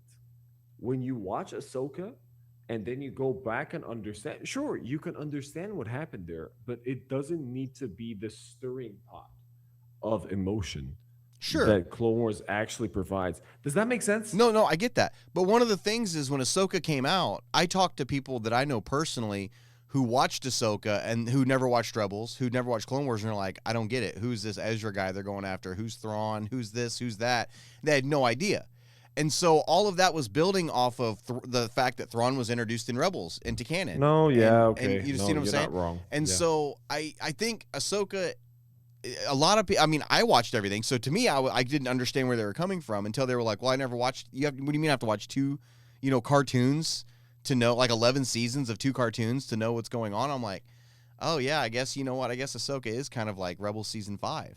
And so for me, it was great, but my entry point to Star Wars was 30 years ago. You know what I No, mean? You're right. So, You're right. that's kind of where I'm at though. And so I'm thinking this Mandalorian and Grogu, I feel like why wouldn't you build on what you've already established with this movie? Why wouldn't you use those 3 seasons that you've already built? That you made Mandalorian and Grogu a household name, and why wouldn't you build on that? Why would you just make a movie with these 2 characters that have 3 seasons of TV, and then they're like, oh yeah, you don't need to know anything about these guys, just follow the movie? Yeah. How? Yeah, no, I mean you're talking absolute logic, as in like, hey, guess what? This is the rhythm of how it goes, and guess what? You have been immensely successful with these 2 characters. Then guess what? Why would you not take this further? Yeah, Right. I mean you're not talking anything other than logic right now. Yeah. JG, what do you think? I think there has to be a balance between the two, but I do think predominantly when it comes to films are very much different versus like I think books, the shows and such, that extended media, if you would, that can go almost any direction where it could be more catered to us fans and have all the member berries and all that such. However, I do think films, for the most part, even like movies that are the second or third of a trilogy or such, I think all films have to come with the approach of targeting as many people as possible. So they have to target the people who have never seen a Star Wars movie Yes. and the person who has like consumed every piece of living content of Star Wars. Yes. Because they need people in the seats at the end of the day. And so while I do think, speaking specifically Mandalorian and Grogu, yeah, you're going to benefit from having seen at the very least the first 3 seasons of, or the 3 seasons of Mandalorian. However, I do think this film will also be approachable, that if you brought your Aunt Susie and Uncle Ken, who've never seen a lick of Star Wars, there's potential that they have to make this movie work for them as well. Make a good, fun adventure with father-son dynamic relationships and such. It's not hard to sell a movie based off of that. Right. Yeah, I getting back to this leadership thing, I think it's in the right hands And right you know now. what?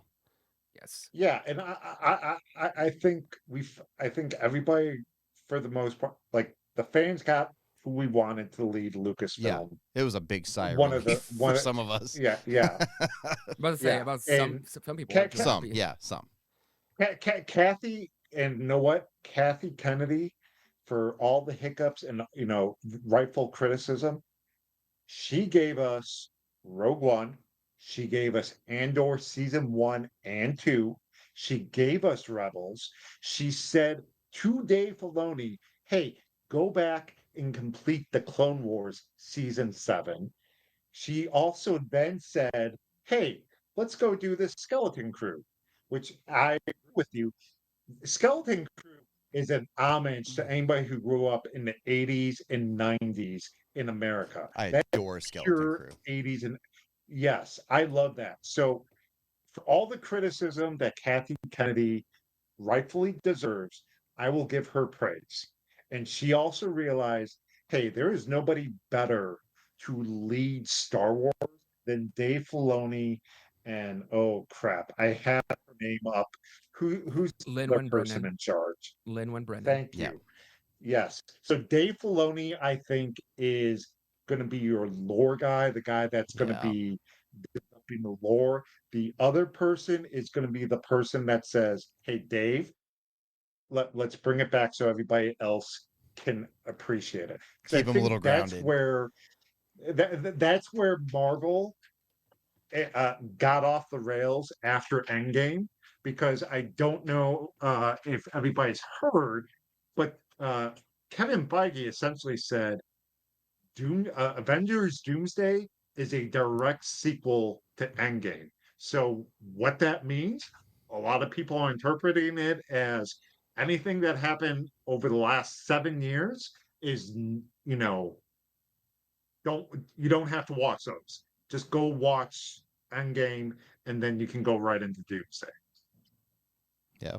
So like I said, I think it's in the right hands. I think it's going to be a little while before we start to get into actually this new form of this new leadership. It's going to be a while because it's going to be 2 years before all this Kathleen Kennedy stuff tapers off that she was in charge of and ends, and we get into the actual what they're doing. You know what? I agree with you, and I think as disappointed as I am is that we're not getting a lot more Star Wars content than we're getting this year. I think that was the plan. I think Kennedy knew that as soon as Andor, season 2 of Andor, which She was popping smoke. Yeah. French, everything amazing. Like, you don't even have to be a Star Wars fan to appreciate that show. That show is arguably some of the best TV I've ever seen. That is borderline HBO level. What Disney and Kathy Kennedy did. So I think what they're going to do now is they're going to look at Star Wars, and she pretty much said, "Hey, this is my last hurrah. I'm giving you these other 2 movies, but from here on out, it is your stuff." So I think essentially the middle of last year, they were already in that transition, like JG probably already was talking about. And so they've now already got everything planned out. I think in a lot of ways, we're getting to the beginning of what Kathy Kennedy's term was when they sat down and said, let's map everything out. And we got Rogue One. We got Solo. I will say this right now. Solo, in a lot of ways, is the acolyte for the movies because Solo, to me, deserved a sequel. And if it doesn't get a sequel, it deserves an animated series, something like that. And maybe that's what we get with Maul. So, gotcha. Yeah. So, guys, let us know below. What do you think with the new leadership in place at Lucasfilm? Are you optimistic? Are you cautiously optimistic? Are you like, oh, bring Kathy back? Are you like, hey, well, I'm not going to ask that one. I was going to say, hey, are you more like, bring George back? But I'm not going to ask that one because that's what everybody will end up saying. So, sound off below. Let us know what you guys think. Let's move on with the show. No new reviews this week because, like I said earlier, I forgot to tell these guys what to read next. And that's on me. That's my fault. I didn't mean to do that. I thought about it today and I was like, oh, we're supposed to be reviewing. I didn't tell them what to read. I was like, great.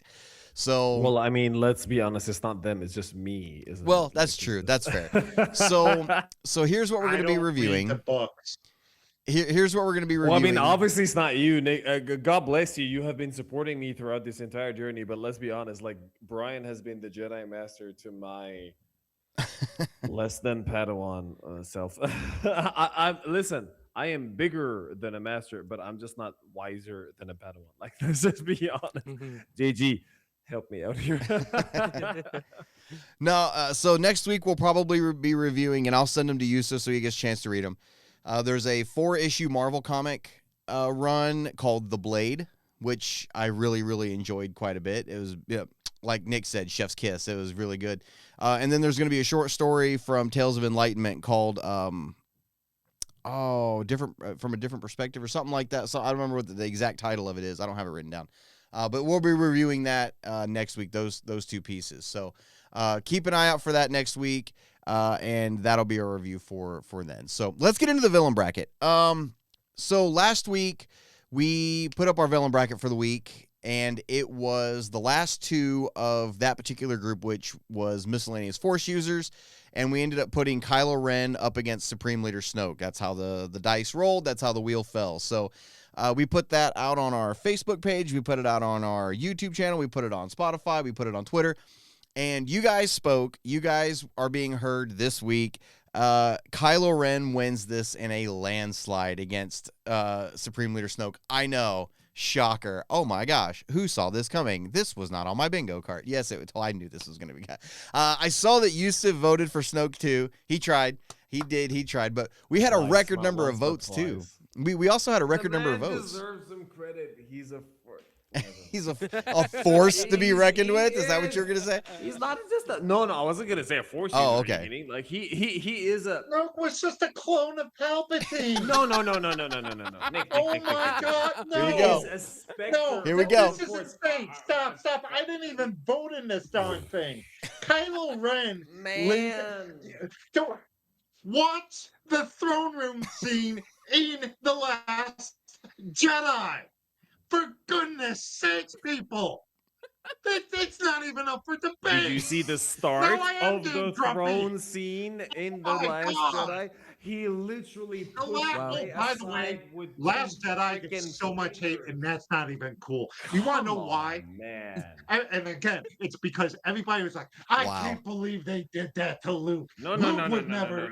I say it again. Let's His talk three Star most. Wars. Let's not But then, talk. you know what? I'll go back, and then let's go back to that throne room fight scene and everything. That throne room fight scene beats anything in the acolyte, bar none. All right, listen. You listen. You are wonderful. You're not wrong. I'm just saying. This guy, this wonderful, amazing, brilliant specter of the Force, who is a dark side user, who is literally the embodiment of the darkest, baddest bastard we have seen in the Force in Star Wars. And all of a sudden, he is re-embodied in Snoke. And who is Snoke? We don't know this when we first see Snoke. And he is so dark. Can you feel it? Listen, he's acted by Andy fucking Serkis. Excuse me, Andy effing Serkis. Oh my God. Anyway, next we see him not just commanding Kylo Ren, who is the legacy of the. All right, I'm gonna stop now. Otherwise, I won't stop. Anyway, the vote has been cast. Never mind. The vote's been can go on cast. for ages. Yes, Democracy. Yes. I can This just is go not on, how so- democracy dies. This I'm is sorry, how. Nick. I'm sorry. This this is how liberty lives, my friends. Yeah, no, yeah, this is it. So, Kylo Ren won that one in a landslide vote. So this week we are starting a Right. new group of characters, and we are finally moving on to the villains that I think we have been waiting for ever since we started this thing. Where are we going, Brian? Where are We're we moving going? on to Sith. We're moving on to the Oh my coolest Sith lords. God! And so we've got 8 names. 6 are canon. Well, actually, 7 are canon. One of them just hasn't really popped up in canon yet. It's just been mentioned. And one of them is definitely EU. So we are gonna pull up. Let me see here. I got my little wheel of names pulled up here. Let me add it to the stage here. If I can do it. Brother, if I can I'm figure so out how to do it. excited right now. I'm over. Let's see here. Well, bam. All right, we got her pulled up. This is our wheel of names, and we are about to spin this, and we're about to get our 2 names for this week's villain bracket. So here we go. First spin.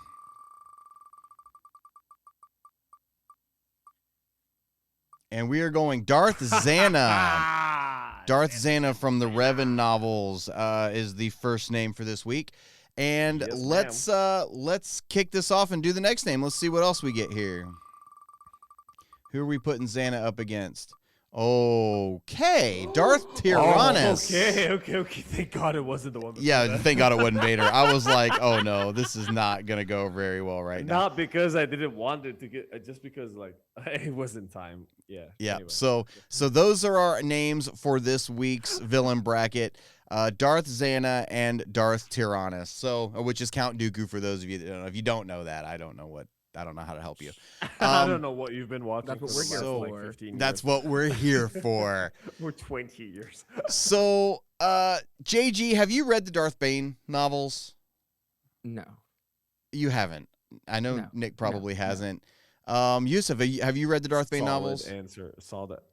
Of course I haven't. Are Okay. you kidding me? Okay. So, here's the thing. So Of course I have it. technically, so I have cheated And I've promised myself, and I promise you that that I would only ever read canon novels. Mm-hmm. Guess what?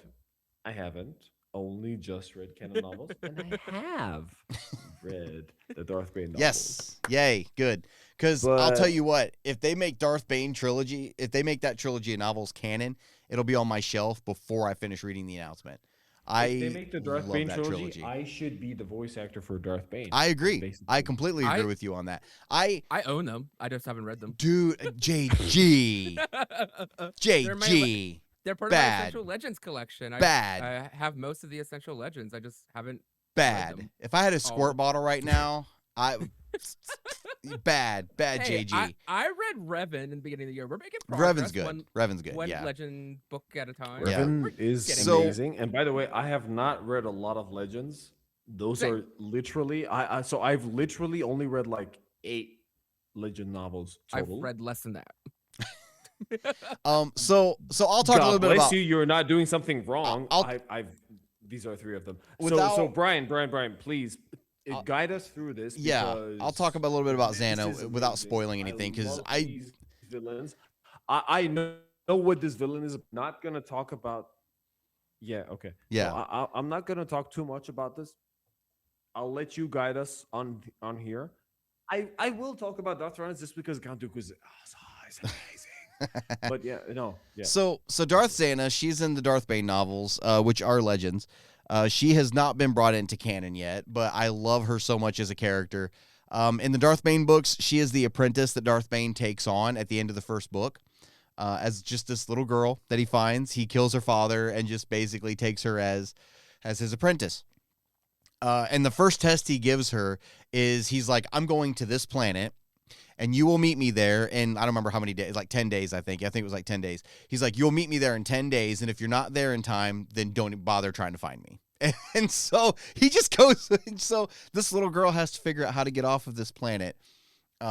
Using the dark side of the Force and all this. And so she turns out to be a wicked character and an awesome successor to Darth Bane as you read the trilogy. And if you guys, I know we push canon on this podcast, but if you haven't read the Darth Bane trilogy, I don't know what you're doing. JG, I'm looking at you. I've been told, I've been yelled at by It's many so friends. good. It will happen. I'm expanding into a greater universe. I adore that trilogy. I have read that trilogy so many times, cover to cover, from the cover of the first book to the last cover of the second, or to the third book. I mean, I've read that trilogy through, Can I and just make it known that you read them back to back. Don't read one book at a Can I just time. make it known yeah. that the fact that I read that Darth Bane trilogy was because I was an idiot and I did not understand the difference between canon and legends. and Oh. I Hey, just that's a read great. that trilogy. That's okay though. So I will now hide in shame. Any excuse to get Yeah, you to read I them. was lucky Yeah. enough to hide, to avoid criticism right now, just because. Oh yeah, Usef has read it because he didn't understand the difference. So, yeah. No, it's I read these, oh gosh, probably 12 years ago, 13 years ago I read this trilogy. And I've read it several times since. I fell in love with that. What first are you book. serious? 12 years ago? Yeah, I you fell serious? in love It's with that 2026 first book. right now. Are you telling me you read this 2020? Yeah, I still Are you lived in telling me Ohio you at the read this in time. 2011, They've been around for a 2012? while. Yeah, I still lived in Ohio at the time. So, and we moved from Ohio What, in before you 2015. got married and had kids and stuff? Yeah, I think the first time I read it, I was dating Kirsty the first time I read it. We didn't have kids yet, but we were still living in our parents' basement. I mean, like we were, but yeah, I remember having, and I've still got it, the paperbacks. I remember reading that. I've worn that paperback out. Matter of fact, the Darth Bane. I have it right here. I just happen to have it sitting next to my. That cover is so. Isn't that bad. beautiful? You're kidding I- right now. That was under No. your chair. It was What, literally by just sitting here. accident? Yeah, because I was on a podcast So- with another Hang buddy on, and hang we on. were Hold talking it up, about this. Hold it up against the camera. Hold it up. Oh, that is amazing. That This cover is- this is that cover beautiful. so bad. Yeah, it's Yeah. beautiful. I love it. It's So the It's amazing. so the It's Darth absolute- Bane exactly. That is trilogy. exactly what I asked him to hold it up. The Darth Bane trilogy first came out. Path of Destruction was released 20 years ago. Was it really? Yeah, I Rule saw of that Two 2006. came out in 2007. Is that And right? Dynasty of Evil came out in 2009. Yeah. I Oh, can he look it is up. not wrong. Copyright 2006. Yeah. Dang. Dang, 20th I didn't realize anniversary. it had been that long. 20th anniversary. Boy. So, and hey, JG, don't feel bad. I Wow. haven't read the trilogy either. This at is an that. amazing trilogy of books. I'm just saying. I didn't plan this. This was sitting here from another show I was on for a buddy. We were talking about this book, and it's been Amazing. sitting here since. And I was like, I think I still have it in here, and sure enough, it's down there. But anyway, does somebody want to cover Count Dooku a little bit and just give a quick Ooh. summary of him and kind of what your favorite parts about him are? And then everybody, if Yes. you want to tell me who you're going to vote for, and then we'll move on to mailbag questions. It's very unfair, and I'm very sorry for Nick, saying do you that. want to do it or should I? Go. Nick, do you want to do it or should I? About who? Dooku? About Dooku. Yes. Well, concerning the fact I know nothing about the other character, this is kind of unfair. So Kind by of. It default, really is. I'm gonna. By default, It's I'm not gonna unfair. So vote here's the for thing. Dooku. So I love the gonna dark vote side so for much, Dooku, and we all and know look, what villains here's are the about. reason So why it's up to I'm you gonna to vote. talk to us about Dooku. Yeah, go for Okay. it. Go for it. So I will say this: what I really love about Dooku's character has nothing to do with Attack of the Clones, has nothing to do with his 5 minutes in Revenge of the Sith, and has nothing to do with the Clone Wars. It has everything to do It's actually pretty about fair. Tales of the Jedi and his entire arc there, and what happens to Yaddle and all that, and why he becomes so It's actually pretty fair. disillusioned with the Jedi and the Republic. You see him you see him in his first bit of the arc of his episode arcs, which now I have to go back and watch that entire series because that entire series, again, French, French kiss and everything. Chef's kiss. French kiss. Whoa. Wow. Wow. Okay. I was just waiting to understand. French Tell us how kissing. you really feel about it. Oh my gosh. Woo. And you want to Hang on, hear hang on. something Nick, about it? Nick. I didn't No, watch I want you Tales to of. Oh, no, hold poise on. Let me this finish. person. I didn't watch Tales of the Jedi until Tales of the Sith came out, or was it Tales of the Sith or Empire? Underworld. Uh, Or Empire and Underworld were the other two. yeah. So it was the second one that. So I watched Empire, and then I went back and watched Tales of the Jedi.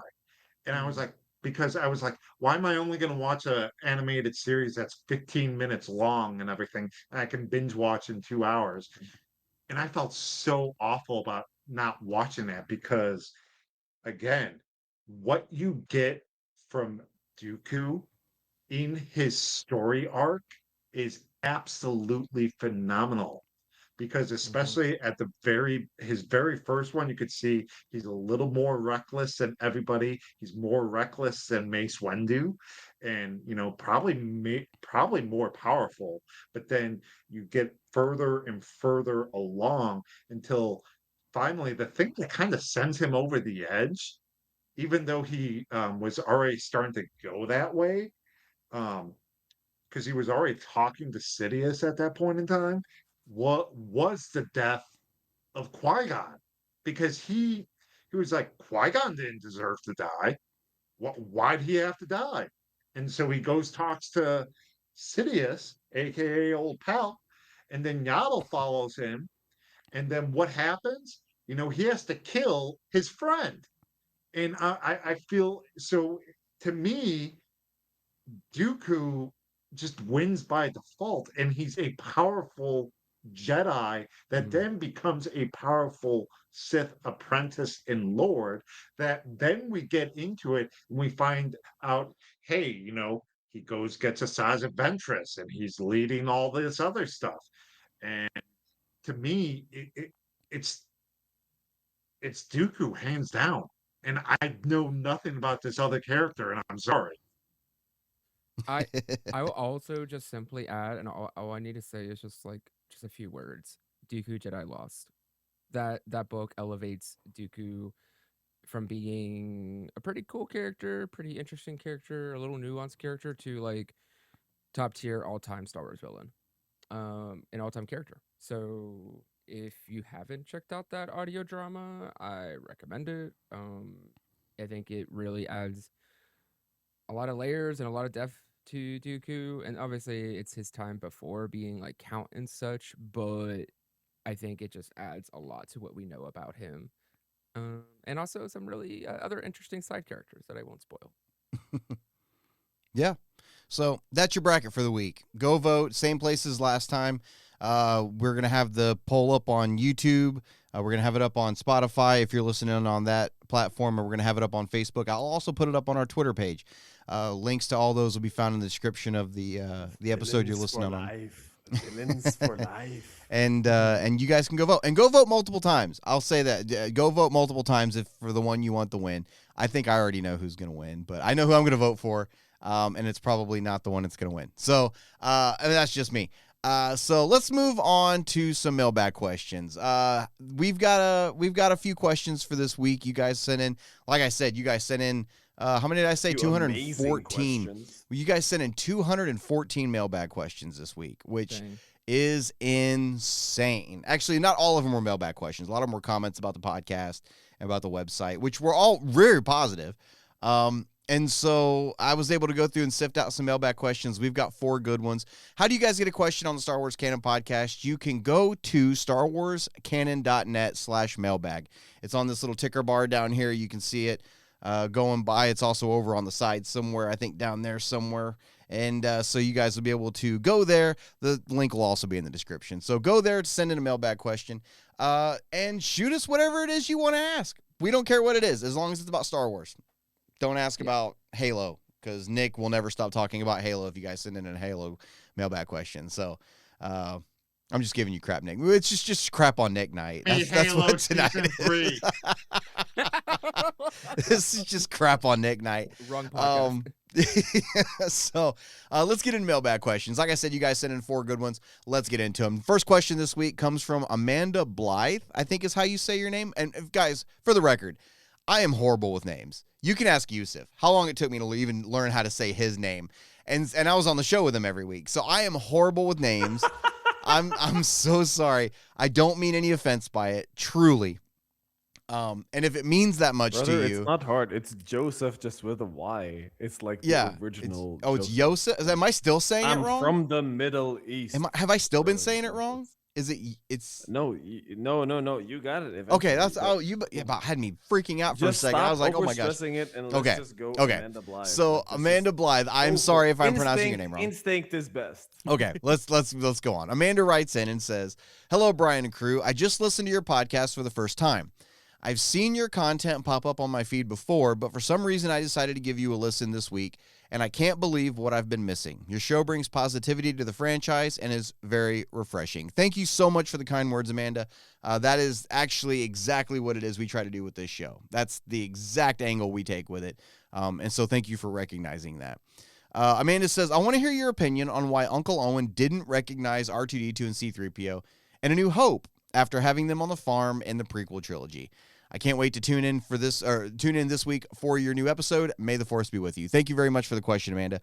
And I think it simply just comes down to the number of droids that are in the galaxy. They just all look the same. They're all the same models. How many blue astromech you think R2 is the only blue astromech droid in the galaxy? You know, you think 3PO is the only gold protocol droid? And remember, 3PO wasn't even gold when he was on the farm in the prequels. Yeah. So, I mean, it's like if you have a Honda Odyssey, right? A red Honda Odyssey, and you sell it, and you're like, I really miss my Honda Odyssey that I had for so long. And then like 20 years later, you see somebody driving an old beat up Honda Odyssey. Are you going? You're going to be like, I used to have one like that, but it might be the same one, and you just don't even realize it. I don't know. Am I wrong, guys? Is it that simple? No, you're not wrong. But can I just ask something? So 3PO did get his memory wiped. He did, yes. Yeah. R2-D2 did not. Did not. No. Right. I do have JG. I'm sorry. Give me a second. So Owen. So here's the thing.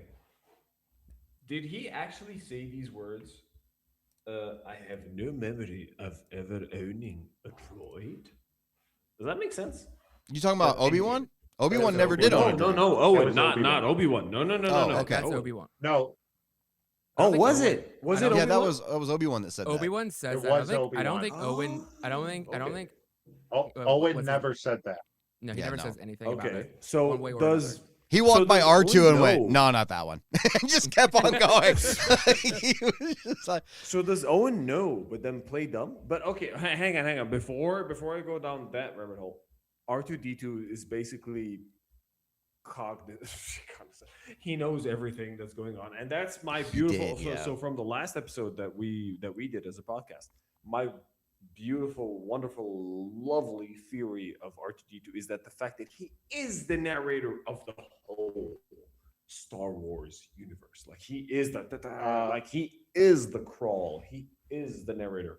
Anyway, sorry, So, JG, you're- you were going to So say you something. said, you says real quick. Oh, you're yeah, not Nick, yeah. wrong on. You're not wrong on the whole R2 thing, and but it's not just R2. It's R2 and 3PO. George Lucas has specifically So said. why both? Why that both? that Because entire R2D2 si- has that- the memory banks, and don't- 3PO is I- just I a don't- it's just a cleaner droid. So I'm not again, trying to disrespect him. I'm just saying like cleaner that's droid. all he does. So George Lucas has specifically said, at least for episodes 1 through 6, because when they went through 7 through 9, they decided to go in a different direction. But Lucas specifically said for episodes 1 through 6, and then in a lot of ways now 1 through 9, that entire saga is from the perspective of R2D2 and C3PO. Plain and simple. So you're getting everything from those two. I'm going to push Now, back a JG, little bit on you guys. I'm going to push back a little bit on you guys on this because we've got some novels that kind of butt heads with that theory a little bit. If you look at from a certain point of view books, there's at the end of, is it all three of them or is it just the third one, JG? I think it's all three of them. You have these two entities talking to each other. Oh, You know what I'm talking about? And they're basically the ones that are writing the opening crawl. Matter of fact, that's what they're doing in the books is they're trying to write the opening crawl for Star Wars. Yeah. And they're fighting about what to include in it and everything like that. And I'm assuming these are the wills. These are the wills. Is that what it is? Okay, so they're wills. Yeah. for okay, sure. so the original Star Wars movie was called Star Wars from the Journal of the Wills, the Star Wars. And so This is true, Brian. I will never forgive you for not actually telling me about. these sorry, novels. man. Are you kidding me? I Is can't. this actually? It's my this is job to keep news it straight. me. What the? This is it's my job to keep it straight, man. I'm sorry. And so Star This Wars is has always been amazing told from the lore. point of Are you view of the kidding me? wills. Like, The wills are the you ones. know, this is my favorite arc ever. I know. I'm sorry. All the opening crawls are the wills. Look, No, I am just gonna say- half enthralled right now. Tell me. So look, this is what I'm gonna say. As somebody who I own all three of the books from a certain point of view, I'll read certain stories in each of them. But this is what I will say flat out, and I know I'll get heat on this, but to me, it goes the movies, then the shows, Mm-hmm. then the books. Yeah. So, and that's why I say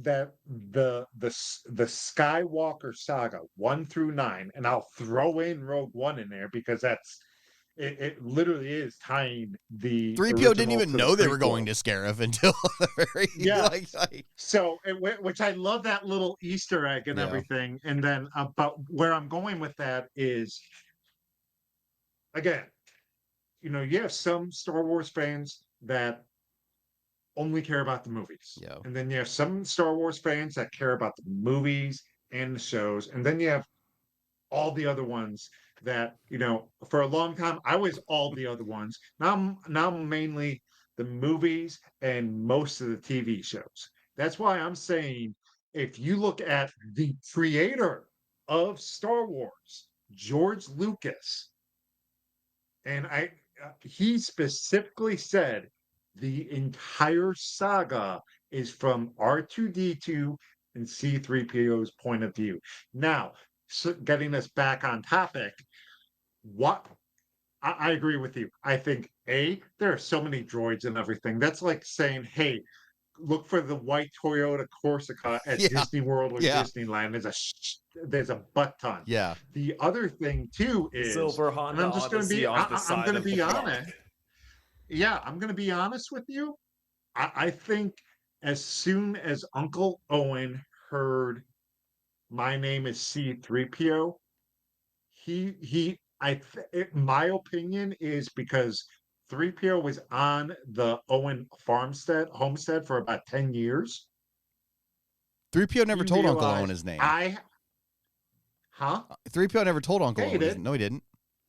The Yeah, he only did. time you ever see 3PO and Uncle Owen talk is in front of the Sandcrawler, and the first thing Owen says when he walks up to him, he's like, I suppose you're programmed for etiquette and protocol. And he's like, protocol? Well, it's my primary function, sir. I am well-versed in Well, all the and customs. And he never says his But name. You have to say that. Where I'm going with this, though, where I'm going with this is, as soon as Luke found out, I guarantee you at some point, even though it wasn't said on screen, I guarantee you Luke probably said, hey, this is what this droid's name. I guarantee you Owen knew who 3PO was. He probably was like, you look very familiar. And looked at R2 and was like, last time I had an astromech and a protocol droid that looked even remotely similar to these two, Shmi's son came around, and then Shmi's grandson got dropped off. I'm gonna play dumb to protect Luke because But here's the other thing, though. Luke at the end of it. Owen and Baru at the end of the day, they were tasked with protecting Luke Skywalker. Right. Plain and simple. But here's they were so engrossed in protecting Luke Skywalker, they made sure essentially the godfather of Luke Skywalker, Obi-Wan Kenobi, had no relationship with him. Right. And to the point where, going back to the Obi-Wan Kenobi series, which Hello there, my friend. I adore. But at long story short, it was just a lonely desert. Yes. Long story short is, I think it's droids are like everything else. They're like smartphones in today's universe. I think at some point in time he knew who they were, and he was going to make sure Luke did not know they at one point in time belonged to him. This is what I'm going to say. It was 20 years between Attack of the Clones and A New Hope. It was 20 years. Okay. How many times did the Jawa Sandcrawlers come by the homestead to sell droids to Owen and Baru? Had to have been almost probably every year, because they already had some droids on the farm, and I'm sure that that's not the first two that they had purchased in that 20 years. They'd probably seen so many droids over the course of 20 years. There's no way. Okay, so, and then think about it from Owen's point of view. Even if you looked at 3PO and R2 and was like, wow, they look a lot like two droids that used to be on this farm, you're going to be like, well, what are the odds in a galaxy full of trillions and trillions of beings that these two droids would end up on my farm again in my lifetime? What are the odds of that? So I don't think that he ever recognized them. I think he never saw 3PO as gold.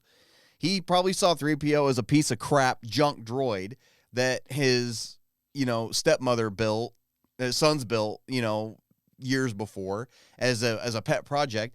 And maybe they didn't even tell him about 3PO. Maybe they didn't. Maybe they just, because like you said, Owen was trying to protect Luke from everything that had to do with his dad. So he's not going to tell Luke, oh yeah, your father showed up here one time with a protocol droid. He had a protocol droid that we sent with him. He was here when Shmi died. Like, he's not going to tell him any of that. He's not going to tell him anything that has to do with Anakin. He's definitely not going to tell him about 3PO. So I don't, and this, there's another part in Star Wars, there's a comic that's Legends now, where Vader is on Bespin, and he sees 3PO's remains from getting blown apart by the stormtroopers, and he's holding 3PO's head, and he remembers building 3PO. I call bullcrap. There's no way he remembers one protocol droid out of the billions that are in the galaxy. And furthermore, even if 3PO had told Uncle Owen his name, I am C-3PO, what are the odds that there's only one droid in the galaxy named C-3PO? There's only, I mean, there's got to be countless, like, how many Bobs are there in the world? You know what I mean? How many Aarons? Nobody in this world is like one person in the world has this name. Well, Probably me. maybe Adolf Hitler, but that's like the only one. That's the second show in a row I've brought up the Holocaust. I need to stop. Holy crap.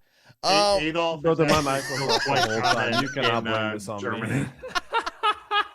My bad, guys. That's the second show in a row I've done that. No, Whoa. don't be bad. Can I just ask it? so No. Adolf There's is no still issues. quite Can I just common ask you in something Germany. honestly? Here's the thing.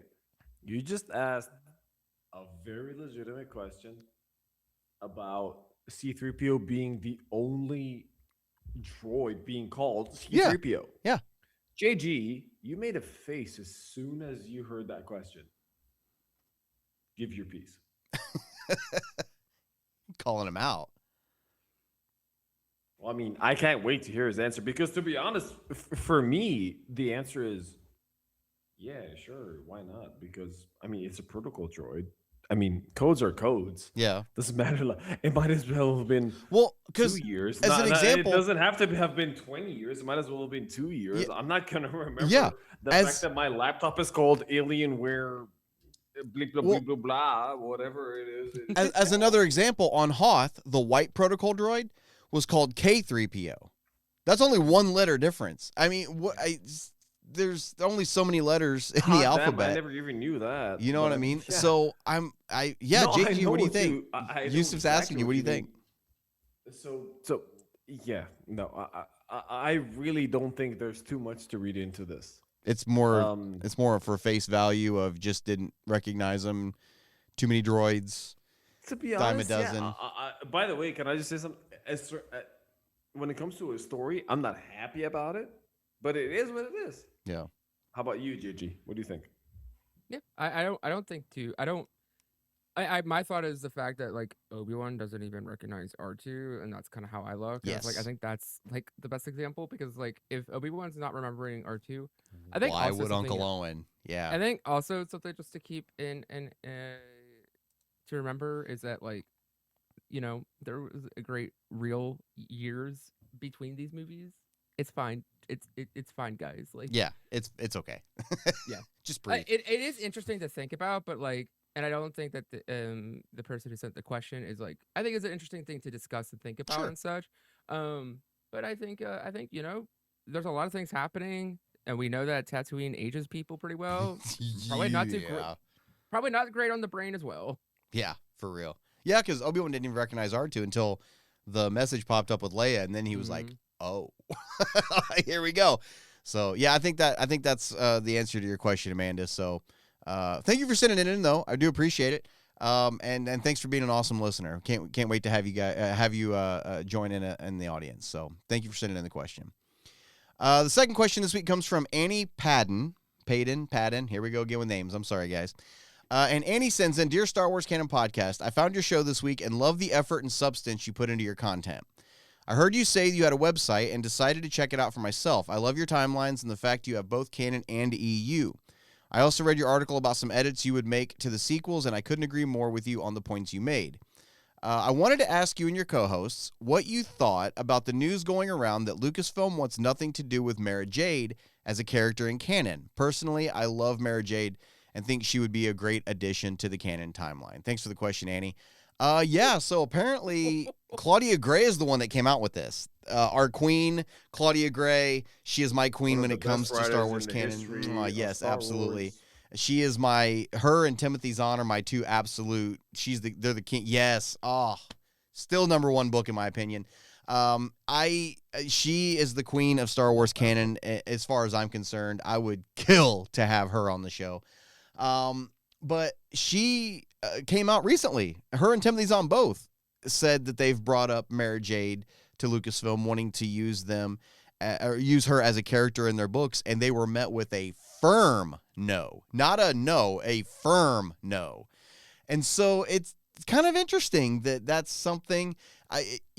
George Lucas never liked the idea of Mara Jade. He absolutely hated the idea of Mara Jade. And so it almost makes me wonder if there was something in the contract where he was like, you guys will not use her in anything moving forward. JG, why do you think there's so much animosity towards Mara Jade at Lucasfilm? I think it's more out of a place. Like, there very well could be something in a contract that's like an NDA where It like, wouldn't shock me to find that out. do not use this. Like, yeah, that would be the most George thing ever, to be very honest. I think it more just comes from a place that because of the story that they told, for better or for worse, in the sequel trilogy, there is just no room, in my opinion, from the very loose knowledge that I have of this character. There's just no room for it, and I think that by putting her into this story, I think it shoehorns, and I think it actually deconstructs the sequel trilogy. Maybe some people want that, but we're never gonna get that from Disney or Lucasfilm, of all people. I think it'd be cool, and I think there could be arguments made to make a character adjacent, but at that point, if she's not marrying or being in a relationship or whatever the full story goes with Luke, that's just not Mara Jade. Well, at this point too, if they tried, like you said, if they tried to shoehorn her into the story that they've already established, it would kind of cheapen the character. You know what I mean? There's a difference versus like when they brought in Thrawn, they were able to kind of do their own thing and flesh it out, and bring it into Rebels and do something unique. They brought in Timothy Zahn, got his blessing and all that. Probably wrote him a nice check as well. Probably, yeah.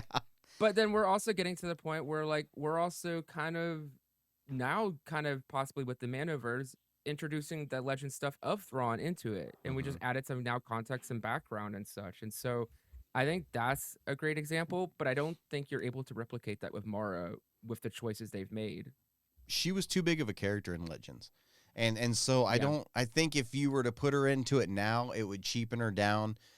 You'd get basically a great value brand version of her. That story is already, really it's not, but the ending of the story is already established. Granted, there's like a 20-year period there of Luke that we don't know that if he ever got married or anything like that, but it's never touched on in anything at the end of his life or, in the sequels. So I hesitate to think that she would fit into canon anywhere there, because there's certain story beats with her that you would have to hit that are now, you would have to retcon things that have been established in canon to make her work the way she did in Legends. And I don't think she'd come across the same. She's also considered the hand to the Emperor, right? Yes. Yeah, that doesn't work. No, it doesn't. Canon. Not at all. Yeah. Not with Inquisitors and all that, unfortunately. I'm going to go really heavy right now. I'm going to ask you a few questions. Please answer them straight up. It doesn't have to be a yes or no. Just be like, okay. First things first. Does Mara Jade's existence cancel out the existence of Devin? No. Nothing to do with her Great. whatsoever. Great. Thank you very much. Okay. I was meant to give you a short answer, but this is not going to work. What does Mara Jade have to do with Thrawn? So, in the Heir to the Empire... Everything. Basically everything. Simple. Yeah. So look. You're not going to interject. Literally everything. I genuinely don't know the answer. I'm just laughing just because holy shit. No, really? I'm gonna interject, and here's why. I read that, and I remember seeing this coming across. It was about a week or two ago where this news came. Yeah. And I'm like, okay.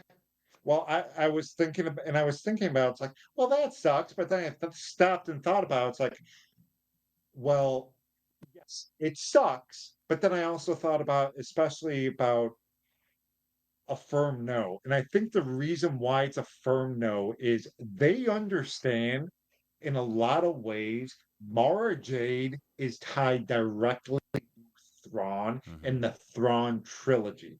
And like JG said, Mara Jade was the hand of the Emperor. If that Emperor wanted to assassinate, get rid of people, she was the person they sent. Yeah. It wasn't Vader. Vader was the enforcer Jade was the assassin. Mhm.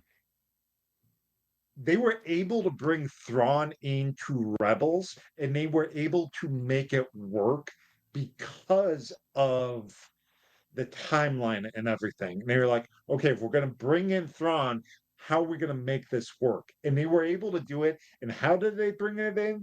They brought in, like you mentioned, Timothy Zahn. Oh my God, the name's wrong. I'm sorry. It just dawned on me 35 Yeah. years later. Um, but long story short Timothy Thrawn. is Zahn was able to bring it in a lot of ways, keep the character of Thrawn essentially who he was, the main characteristics.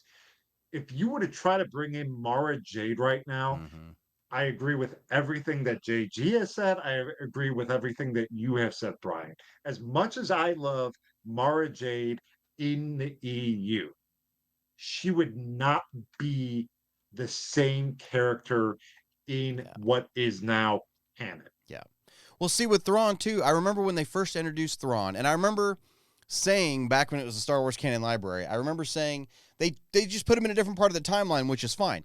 But now, looking back at everything that's come out since then, they didn't even really do that. They didn't put him in a different part of the timeline. They just introduced him earlier than what he was in Legends. And actually, that's not even true either because of Outbound Flight and because of all that. And so they really treated Thrawn the same way in canon as they did in Legends. And so, you know, Nick, I know you're a big Marvel guy. The Spider-Man movies, the 3 Spider-Man movies we've got in the MCU movies so far, were not even like proper Spider-Man movies. That whole trilogy was his origin story. And this new one we're getting is going to be like the first proper Spider-Man movie where he's actually the friendly neighborhood Spider-Man. No stupid AI in his suit. He's just wearing a leotard that he made on a sewing machine. This is the first true Spider-Man movie. And so it took 3 movies to get there. And so I think with all the stuff we got from Thrawn in Rebels and with the novels that we've gotten was all laying the foundation for what's coming in the future with his introduction into Ahsoka and what we're going to get later on, you know, in some of that content. And which, in that version of Thrawn, now he's established. It's not like we just read The Heir to the Empire and we got introduced to him for the first time and we're like, whoa, this is a cool villain. Now we're at that point in canon and we're like, now we know this villain. We know what he's done in the past. We know his history and we know his relationship to these characters. Moving forward, he's going to be terrifying and he's going to be a force to be reckoned with. Mm-hmm. And so I think they've actually done better with Thrawn in canon than they did in Legends with all of that considered. That's just my opinion. Also, but with Mara Jade, it's the other way around. I think they've done so much already that if you put her in there, it wouldn't jive. Work. Yeah. And listen, I know it comes down to money, but they're not that adverse to the point that like they sold her lightsaber in a collector's thing in Galaxy's Edge. So like they are not completely blacklisting and ignoring that character. And don't get me wrong, money speaks loud. They know that thing is gonna sell like hotcakes. But at the same point, they did make new like wasn't there also material. A thing somewhere where you could scan like the things on the walls and it would do a message, and there was like something that said Mara Jade was here or something like that? Wasn't there one of those like, on Galaxy's Edge? Something like that, I believe. But like it was a whole giant like crate. It had her lightsaber. It had like, a comic with an exclusive cover on it. Yeah. So like they're not completely ignoring the fact that she existed. Yeah, exactly. But they're not gonna. I think this is confirmation. I think for all the fans out there of Mara Jade, enjoy the stories you have because that's probably what we're gonna get, and those stories are gonna keep living on. So keep treasuring them and keep sharing them. Yeah. So, as much as I love Mara Jade and would love to see a live action version of her, it's never gonna happen. It's just. I mean, at this point, it's been confirmed with Lucasfilm. Just no, you know. So. Not even animated. And the fact that came from Timothy Zahn and Claudia Gray, to me, that's just confirmation that there's never going to happen. If they don't allow those two to write Mara Jade, nobody is ever going to be able to write Mara Jade. Nobody's ever going to be allowed. So I hate to disappoint you, Annie. I'm so sorry. We're never going to see Mara Jade again, ever. And honestly, part of me is kind of sad and a part of me understands why. So it's kind of a double-edged sword, but thank you for sending in the question. We do appreciate it. 2 more questions this week to get through. And it looks like we're going to have an episode about as long as we did last week. The next question comes from Giles Hendricks, and Giles writes in and says, Brian, it's so great to have you back. I've been anxiously awaiting your new episode, and it didn't disappoint. I've been listening to you for about a year and a half, but this is the first time I'm writing into your show. I've always been curious which character you would bring into canon from Legends. Maybe you've talked about it before, and if you have, please forgive me. Keep up the great work on your podcast. Thank you for the kind words, and thank you for sending in the question. A lot of EU questions tonight, guys. And so I think my answer is, everybody knows my answer at this point. Kyle Mother effing Katarn. I want Kyle Katarn brought into canon so badly. It would have been Darth Bane. Darth Bane would have been my answer, but he is already canon. The stories aren't, but he is canon as a character. I want Kyle Katarn. I just want it. And I know we kind of got like a quasi Kyle Katarn with Cassian Andor.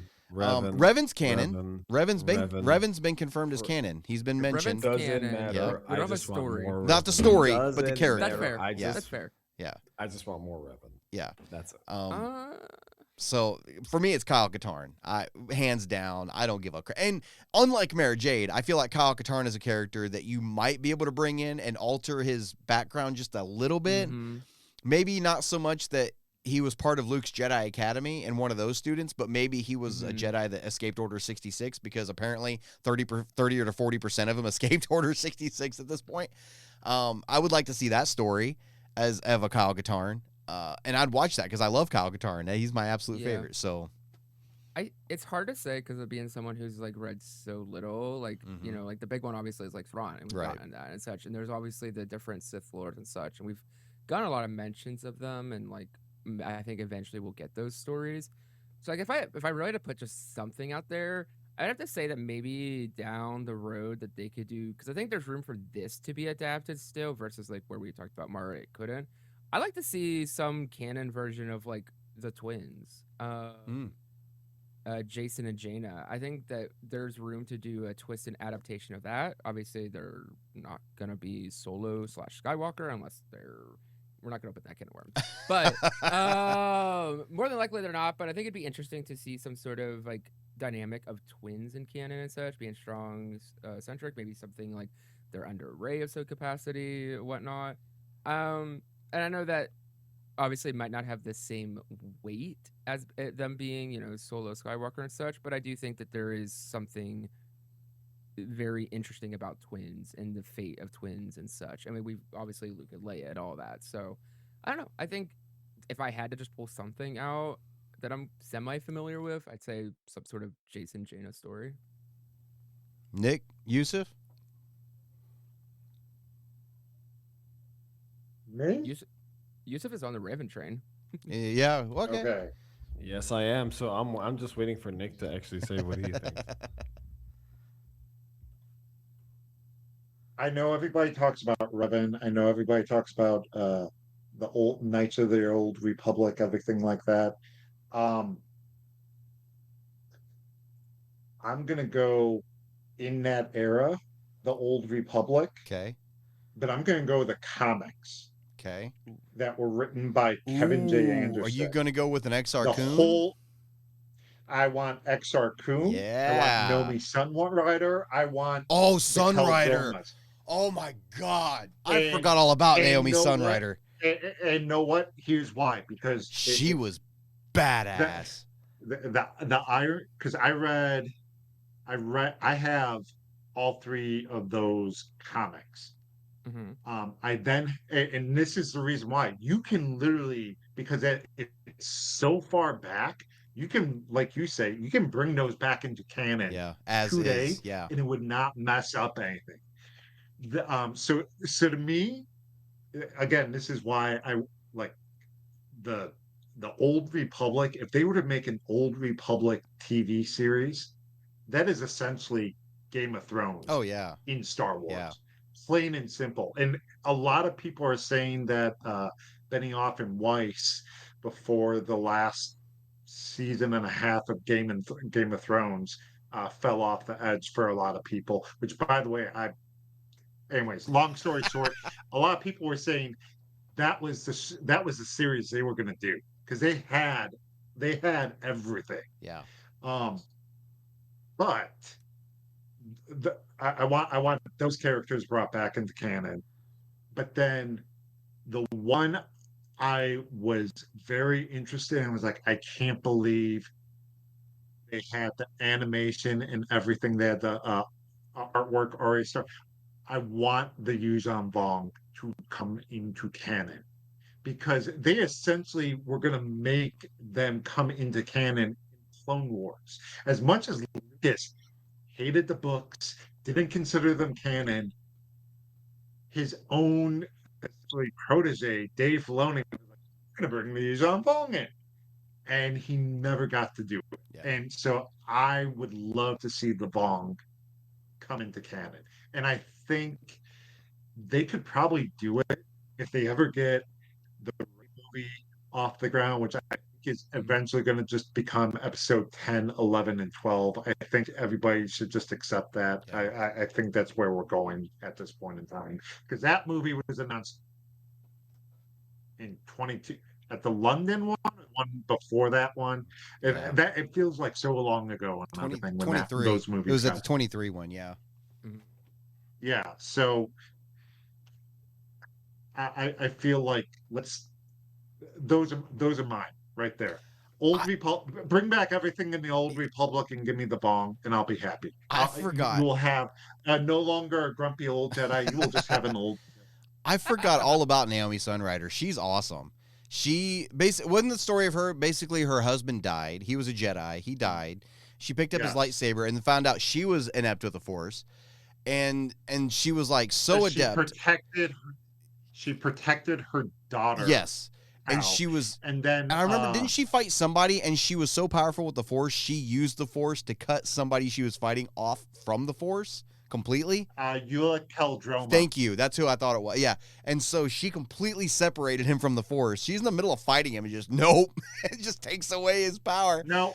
So what happens in that, JG, if you ever get a chance, read, you have to read Tales of the Jedi, the Sith War, yes, Dark Lords of the Sith. Oh, and there Mark was one right Aragnos. before that. I forgot about Mark Aragnos too.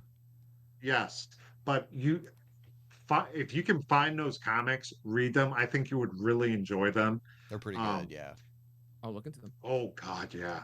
But essentially, what wound up happening, Eula Keldroma ended up killing his brother, and then because he was the apprentice of XR Kun, and then he realized, oh my God, I just killed my brother, and Naomi Sunrider was so upset and angry with him, she essentially blinded him with the Force. Yeah, it's wild. It was, the Old Republic stuff is wild, but so good.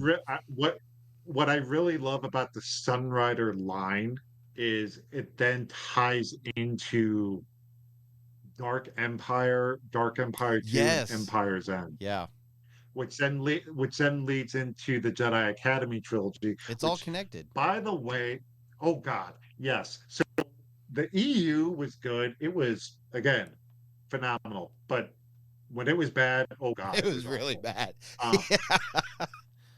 I would love to see Kevin J. Anderson, and I don't even know how old he is now. I would love to see him and Michael A. Stackpole come into canon and write some stuff, because I think they would do phenomenal work. Yeah, absolutely. I really thought they would have got Stackpole to do Alphabet Squadron instead of Alexander Freed, but they went with Alexander Freed, which is kind of weird. So, Usef, you're on the Revan train, huh? Honestly, that man has layers. He's not a man. He's an onion. He's an onion. He's an ogre. And also, by the way, I just made a huge mistake. He's not a man, is he? He's a being. He's a being. He's a being. I think canonically, well, not canonically. If you look at canonically to the game, he was a guy, yeah, but not to canon, like proper canon, capital C canon, but little c canon to the game. I think he was a guy. Yeah. Okay. Oh really? Okay. Yeah. Okay. Anyway, I actually didn't have that answer, so thank you. Sorry. But honestly, the whole point is no. Like, like my whole point. So my whole thing is villains, right? Regardless of all of that, let's just put that aside. Like, let's just talk about Star Wars being Star Wars. Revan is just amazing, isn't he? Like, he's just the man eats planets. Like, Wait, no, that's Nihilus. Are you thinking of Darth That's not Nihilus? Revan. oh man, Nihilus. You're right. I'm sorry, my Yeah, mistake. Nihilus I eats thought planets. that was Revan. I thought Yeah. that was Revan. Which he's awesome too. But Oh, he's No, But- he is awesome. No, I literally thought that he ate the planet. Okay, never mind. I don't want to confuse our listeners. Never mind. I'm sorry, my mistake. okay. You can- but know what? This goes back to the old Republic. Yep. And that is the era of Star Wars where I think if they were to play it right and they were to dive into You're it, absolutely right. they would essentially, it would be fan service, B, it would be a money grab, but the stories and lores in there is so good where if they do it right, they could Yeah. create shows and movies for the next 20 to 30 years. Easy. All right. Easy. Can I just let me nip this in the But I still want Bond bud? too. So here's the issue with the Old Republic, in my opinion. It's kind of like you and me, Nick, you and me, and we've been texting for like ages now. Okay, the Old Republic is kind of like us talking about Star Wars with the story that we know, then all of a sudden somebody coming in with stories about the Third Crusade, like 1,000 years ago. Do you know what I mean? That's the Old Republic to me. Was in my that with opinion. Richard It doesn't have to be. Lionheart It doesn't and have to be historically Attila accurate. again? I'm just like throwing at a random reference right now. It doesn't have to be exactly like one for one. You know what I mean? No, So- I agree. Yeah. You know what I mean? Like, it's like amazing lore, brilliant history, characters for days. Yeah, that is the Old Republic. Brian, I appreciate you. Like, if you ask me, like, what it is that can just expand on Star Wars for me, it's not just somebody like Revan. It's not just this. Like, honestly, it's just Star Wars. It's just the Force. So I'm gonna answer your question with a question. Yes, the Force is the most special thing in Star Wars. I'm gonna ask you: is there one character that I have not explored enough, or none of us has explored enough, that actually redefines how I think about, you know, how special I think villains are? Mhm. And JG, by the way, this question is also for you. You know how special I think villains are. You know how awesome the heroes are. You know how awesome Anakin is. You know how the story goes. I'm not gonna explain it to you. Is there one character that stands out to you and you're gonna be like, maybe two? I'm not gonna fucking limit you. I'm just asking you. Tell me, what are we missing here? Who is the person who's like, wow, you guys don't even know what you're missing? It might even be Starkiller. It might even be this guy. It might even be Revan. It might even be Yoda all over again. I don't know. I'm Give it gonna to me go with straight. the stuff Nick was talking about with the Old Republic, with Exar Kun and Ulic Keldroma and Sunrider. I'm gonna go with all that because, like he was saying, that is some Game of Thrones level Star Wars storytelling in those old comics, old Dark Horse comics. And I've got them around here somewhere. I have them somewhere. I don't know where they are, but I remember my second cousin when I was like 8 or 9. She was like, "Oh, you like Star Wars and comic books?" I said, "Yeah." And she brought over this giant. To me it was giant, but it was a short box of like old Star Wars, Old Republic comics and stuff. And I started going through, and like Shadows of the Empire was in there, and like Dark Empire 1 and 2 was in there, and a whole bunch of Tales of the Jedi was in there. And that's where I was learning about, Exar Kun, Oleg Keldroma, and Marco Ragnos, and all those characters. There's some really cool stuff in there. People that were riding the fence between light and dark constantly. It's pretty cool. So if you're gonna read anything, if you want some good Star Wars storytelling, canon or not, Old Republic comics, the comics, is where it's at. That is some wicked stuff. I'm just saying. So, but yeah, There's a few characters that I would like to bring in, but Kyle Katarn is my number one. And so we got Kyle Katarn, Uzan Vong. We've got anything Old Republic and Revan and all those. Yeah, I think that's a good little group of answers for that question. I think that's basically, I think anybody watching this is going to fall into one of those camps. I think that's about, because if we've missed anything super like earth shattering, I'm going to feel like an idiot. If somebody drops a comment and be like, what about such and so? I'm going to be like, oh, of course, So thanks for the question, guys. Do appreciate it. Guys, comment below. Let us know. Who would you guys bring into canon from Legends? Don't say Mary Jade. don't bring in Mary Jade. If you respect Mary Jade, you won't bring her into canon. So thanks for the question, guys. Appreciate it. Let's get on to the last question. And I think this one's my favorite one. This is my favorite question out of all of them so far, because last week we had a really cool what if question, and JG opened my eyes to some what if scenarios, and I was like, wow, okay. And I told you guys, hey, if you got a what if, send it in. They sent in a what if question. So here we go. Robin Warwick sends in, greetings, Brian, Usef, and JG, and Nick, because they didn't know that Nick was going to be on with us. First, I want to tell you how much my girlfriend and I love your show. I saw on YouTube you had released a new episode and was so excited I called her at work, and she told me I couldn't watch it until she got home. Great job on the last episode, my friends. We too are going to try to get tickets for Celebration. Hopefully we'll run into all of you there. Our question is a what if question. What if Order 66 had failed? And by that, I mean, what if the Jedi had easily taken out their clone commanders and regrouped? We loved hearing JG's scenario of Padme becoming Chancellor, so we thought we'd add this one to the conversation. We love you guys and hope to cross paths with you someday soon. Best of wishes and vibes to you from Norway.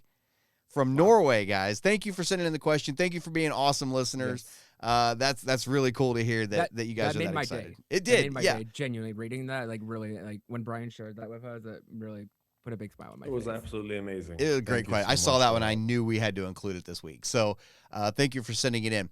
What if Order 66 had failed? What if and that could have failed any kind of way. Maybe the inhibitor chips didn't work. Maybe the Jedi fought the clones off, and how exactly my point. Like, how did it? Yeah, fail? how There's would a million ways? Yeah. In your opinion, how do you like? I want to hear JG's, because he's the one that shattered my brain last week with the Padme being Chancellor thing, and so I want to hear JG's opinion on this. What if Order 66 had failed?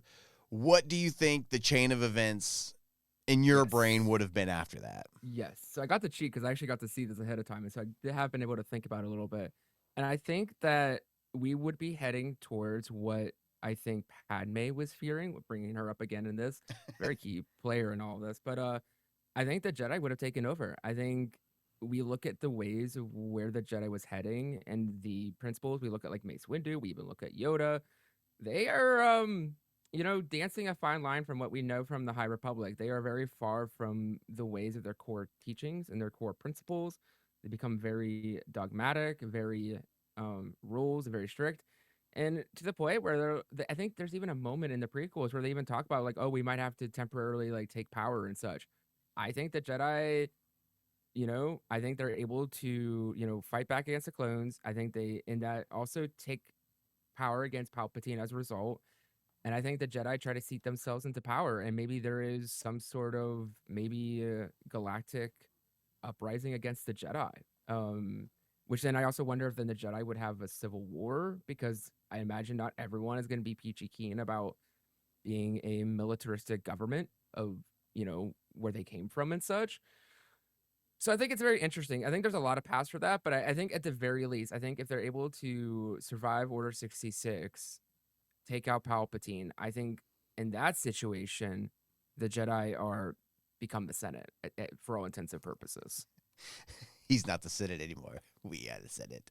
I like the idea of a Jedi Civil War. That's kind of cool, actually. I've never thought about that. But you're right. There are several Jedi who already didn't like the idea of the war. Ahsoka would be a major factor on the opposition to that whole thing. Absolutely, she would. I mean, so even Mace Windu, you brought it up in episode 3. He's like, if the Chancellor were removed from office, the Jedi would have to take control of the Senate And how did Mace Windu say it? To facilitate a peaceful transition of power. And so, like, what does that look like? What does that transfer of power look like? It can't be something as simple as, oh, the Chancellor tried to kill everybody. I vote for a vote of no confidence in Chancellor Palpatine. It can't be that simple. You know what I mean? And so I honestly don't know what would have happened. Mhm. I don't think there's any path where that could have happened. I think there's so many clones. There were so many millions of clones and only like thousands of Jedi. And I don't think there's any way the Jedi, they would have been overcome. Because remember, Anakin specifically taught Ahsoka how to survive Order 66 without even realizing it. And how much training she went through. And I mean, he was like, if you can beat Rex and his boys, you can beat anybody. And so how many other Jedi got that kind of training to be able to survive and fight off their clones for something like that? Now, granted, there was a lot of Jedi that did survive Order 66, but a lot of them, whether you want to admit luck exists in Star Wars or not, a lot of them were lucky. Cal Kestis was incredibly lucky. And so Kanan was very lucky. And so, man, I'm just going to default to JG on this like I did last week, because JG's like the master of what ifs in the group right now, because I don't know how it would go, to be completely honest. Nick, what do you think?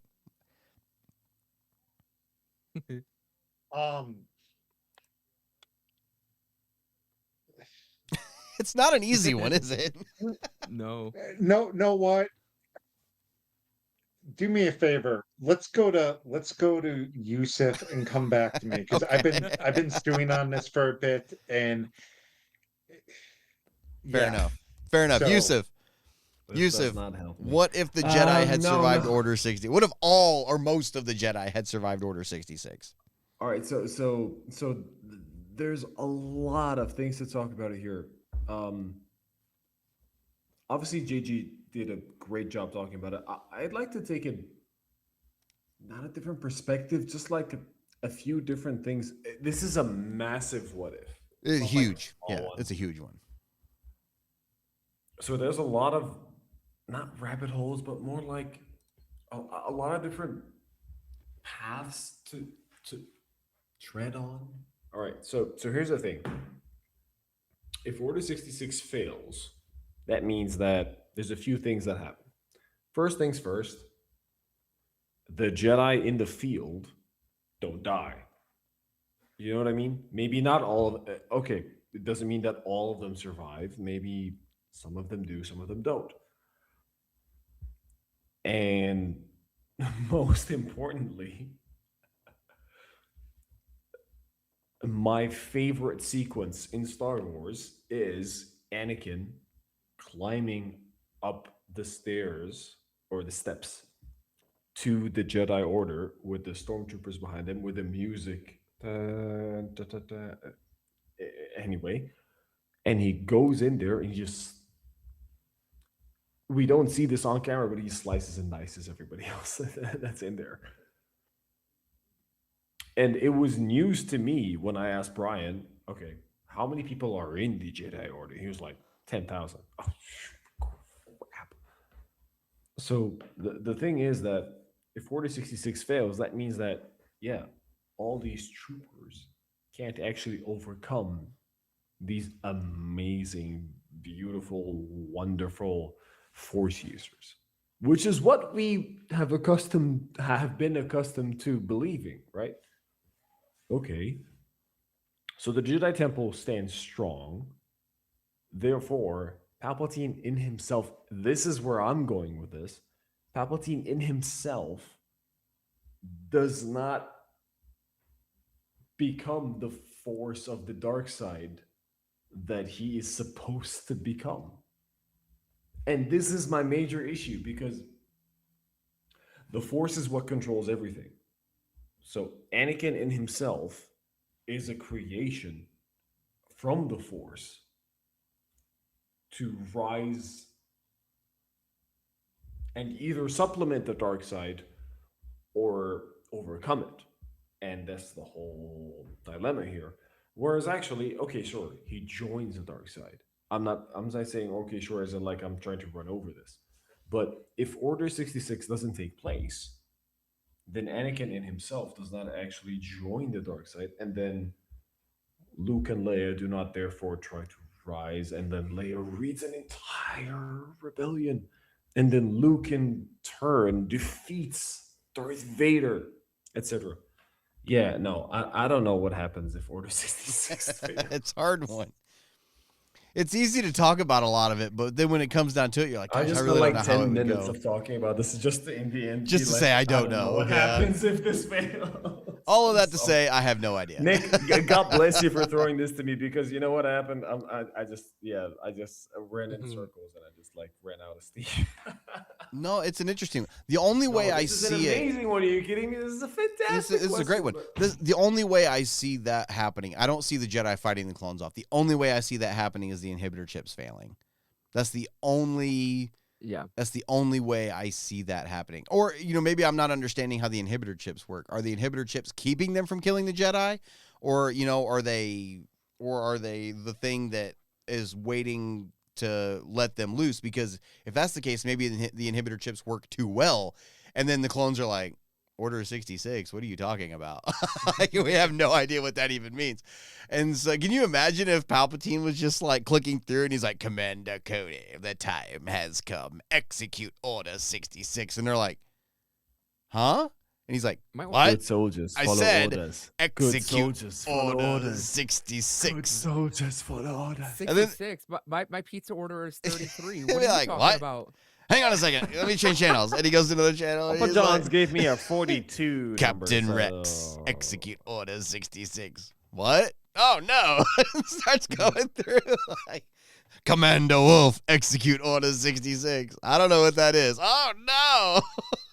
And this is not good because I already look like a rusty nutsack. I don't know how I'm going to explain this. And so, yeah. But here's the other interesting thing, too. Order 66 didn't get implemented until after Anakin turned to the dark side. And so Anakin had already killed Mace Windu. He'd already got him thrown out the window. Palpatine had already been disfigured, hooded, everything like that. And he'd already sent Anakin to the Jedi Temple to wipe out the rest of the Jedi. Then he got a hold of everybody and said, execute Order 66. If Order 66 at that point does not work, what's happening now? Like, what is happening at this point now? Because now you've got Anakin, who's fully turned to the dark side. You've got Mace Windu dead. You've got Palpatine looking like a shriveled nutsack. You've got, all this. And so, if it didn't work, hello, Balin. My cat decided to join me. Just came out of nowhere. Balin Skull, everybody. Yeah. So there he is. He's trying to hold on. I don't know how that would have gone down. I have no idea how that would have worked. So I've thought about this, and Order 66 is a product of 1,000 years of the rule of two, plain and simple. That is literally what it is, if you literally think about it. And you have a tuxedo cap. Yeah. But isn't he cute? where I'm going with this is I never read, again, this goes back to the Bane trilogy. Never read it, but I know the rule of two is a result of, essentially, it explains what the rule of two happens in the Bane trilogy. The rule of two is actually explained in the original novelization of episode 1, which I believe is no longer considered canon. I which consider think it is canon. kind of weird. I consider it canon. Yeah. But It anyways, is. It is. Anyways, I getting back to where I'm going with this is, it is a product of 1,000 years of essentially, you know what? We've tried to fight the Jedi, head on. We've lost every single time because we as Sith get too jealous and we always want to be the one in charge. So there are too many of us. Let's wipe everybody out except for the two most powerful, or the most powerful, and then he picks his successor and everything. So that's essentially what Order 6, and they're going to we're going to play the long game, plain and simple. And Palpatine looked at it and said, "You know what? The time is right," because it was essentially seeds being sown to going back to the High Republic. You know what? Even going back to the Acolyte, because we started seeing in the Acolyte, it's one of the few things about the Acolyte I liked, where you started seeing the arrogance of the Jedi starting to creep in, where they can be like, "Hey, the oh God, the power of two, the power of one. Oh my God, that sorry. I'm sorry, Listeners, if only you but you know where I'm going. go to YouTube and watch his It's face for that. going down. Yeah, you're going down that route where the Jedi are saying, you can't teach them this. That's not the Force." And so you're starting to see these seeds sown. So when you get to the Clone Wars, it's already in place. And the only way Order 66 does not happen is that, and Palpatine saw this and he knew it was going to happen because he was the ultimate Russian chess master. Instead of thinking 3 moves ahead, he was thinking a dozen moves Mhm. ahead. And this is why Palpatine in 1 through 6 is amazing. And even to a certain extent when we get to episode 9, but that's neither here nor there. But this is why he's amazing. Is he is so far ahead of the game, he's even able to outthink Yoda. And Yoda realized it in episode 2. Uh, Everything we've been doing for the last 900 years hasn't been working. We may need to, you know, fix that and everything. And goes back to what crap Dave Filoni said in the roundtable discussion in Mando, which to me is some of the best Star Wars. You want to talk about pure Star Wars lore and discussion, that right there and everything. But going back to that, so Palpatine was a dozen moves ahead. The only way Order 66 doesn't work is that if when Anakin comes back to the Jedi Temple and saying Palpatine is a Sith Lord, this is that is literally Anakin's last plea for help before he goes off the deep end. And if Mace Windu, I mean, because Anakin had every reason to be mad at the Jedi Order, had every reason to be mad at the Council because he saved these people time and again, in the Clone Wars, everything. Yep. And so you see why he's Mm. upset. Where again, in the movies, it makes him out to be a petulant child. But if you watch the Clone Wars, you understand why he's upset. Where in the movie, it's literally him saying, "Hey, I know this is going on.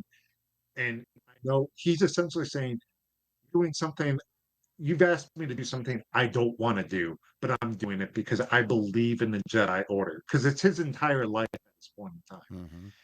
And if Mace Windu says, instead of no, if he doesn't say, wait here, but says, "You know what, come with us," I think Anakin doesn't turn.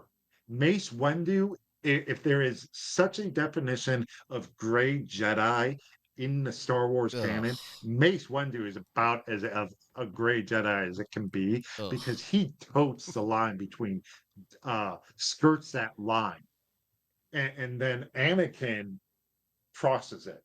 So I think if essentially if Mace Windu tells Anakin, "Come with us to take essentially arrest and fulfill depose," the prophecy that you've been led to yeah, be yeah, groomed to then do. Like, o- Order 66 doesn't happen. What I think then does happen afterwards is, I really do think you get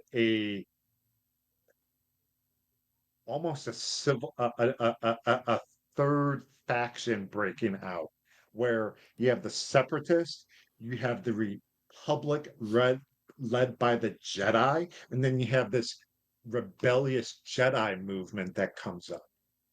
That then, Yeah. So I think that's what would happen.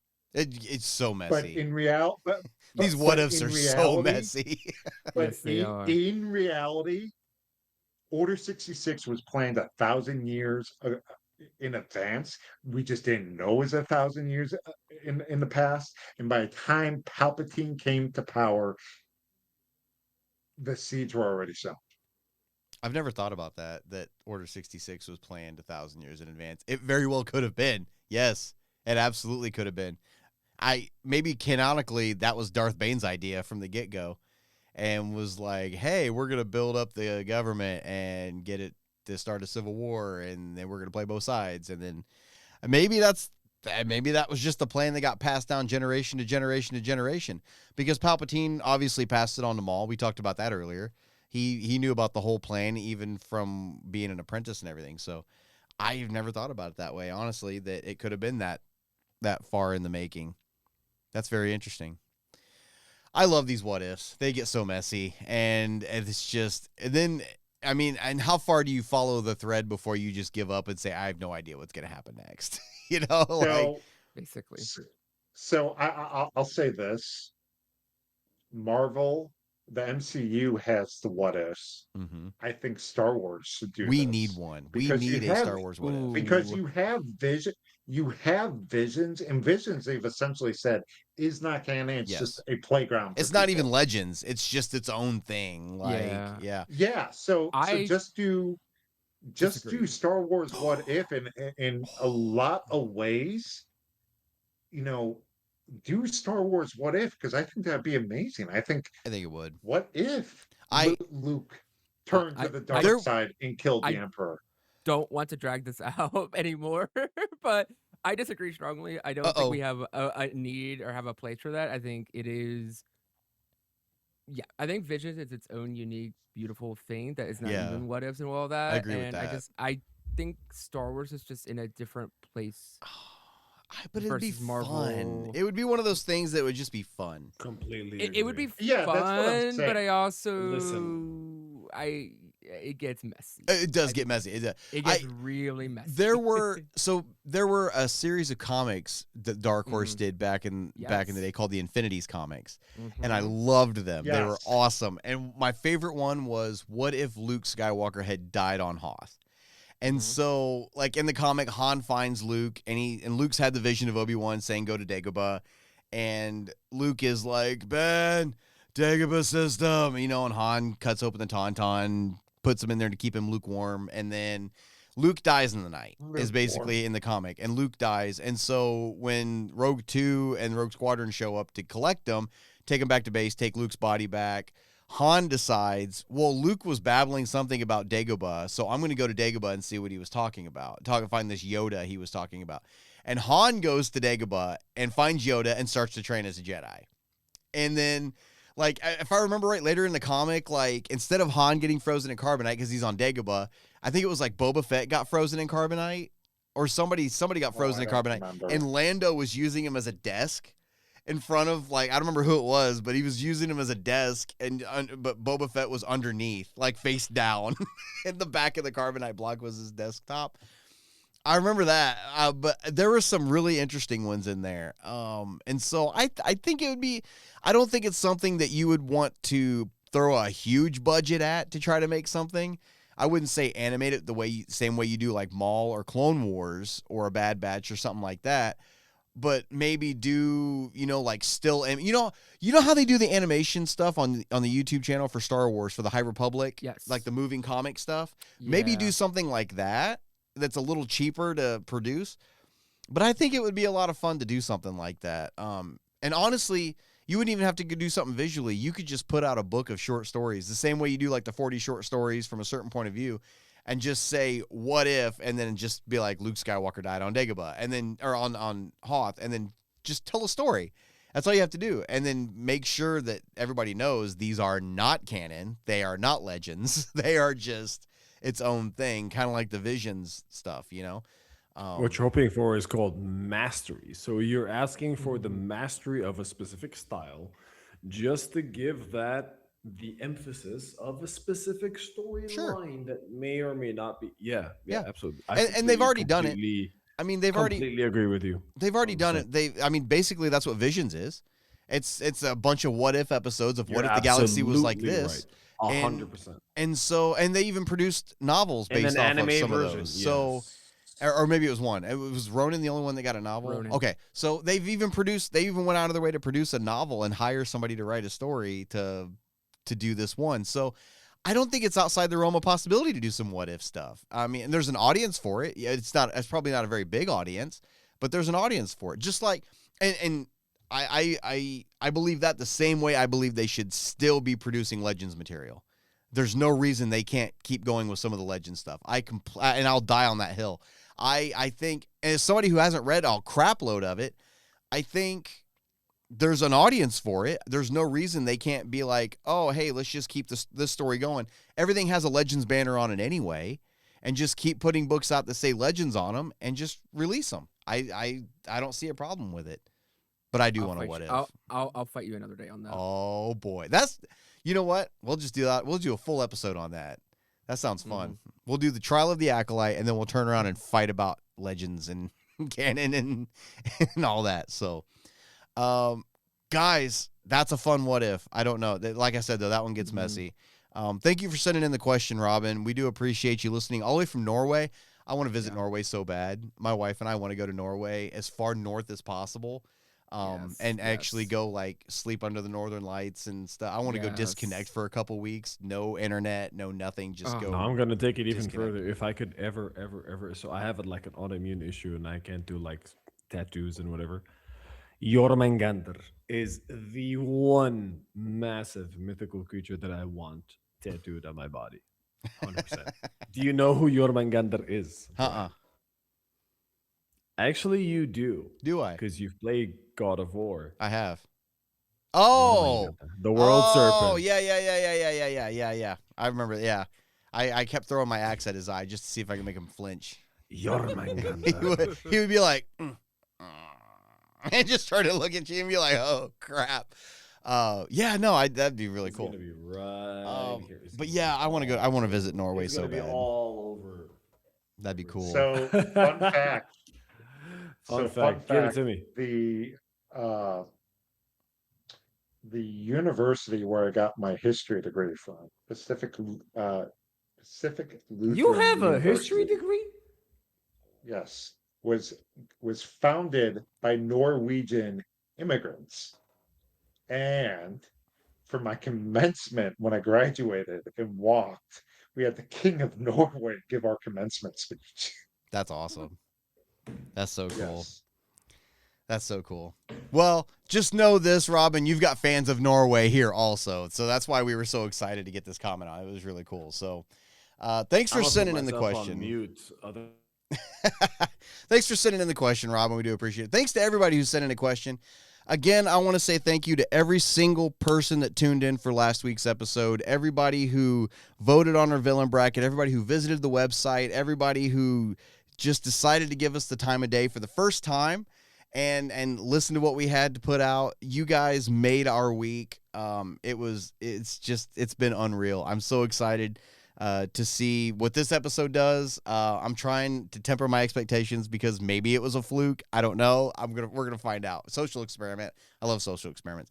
Again, though, thank you guys for sending in the questions and keep sending them. Even if you didn't get a question on the podcast, we've got a bunch of them that I've got set aside that we're going to probably write some blog posts about and answer on the website in a text form. So just because you didn't get it on the show doesn't mean we didn't see it and we're not going to answer it. So send them on in. I don't care what it is. Send it our way and let us know where you're sending them in from. Yeah, absolutely. And we'll get them on either the website or on the show. So if you guys want to get a question in, again, it's in the little ticker bar down there at the bottom. You guys can visit starwarscanon.net/mailbag and you can send in a question there. So guys, I want to thank you for tuning in this week. I want to thank JG, Usef, and Nick for joining me from 3 different parts of the world. Super late. I know where Usef is, and I know it's late where me and Nick are at least in the same time zone. But JG, I know, is an hour ahead of us, and I know it's going on 10 o'clock where we're at now. So thank you guys for making the time, for joining us to talk about Star Wars this week.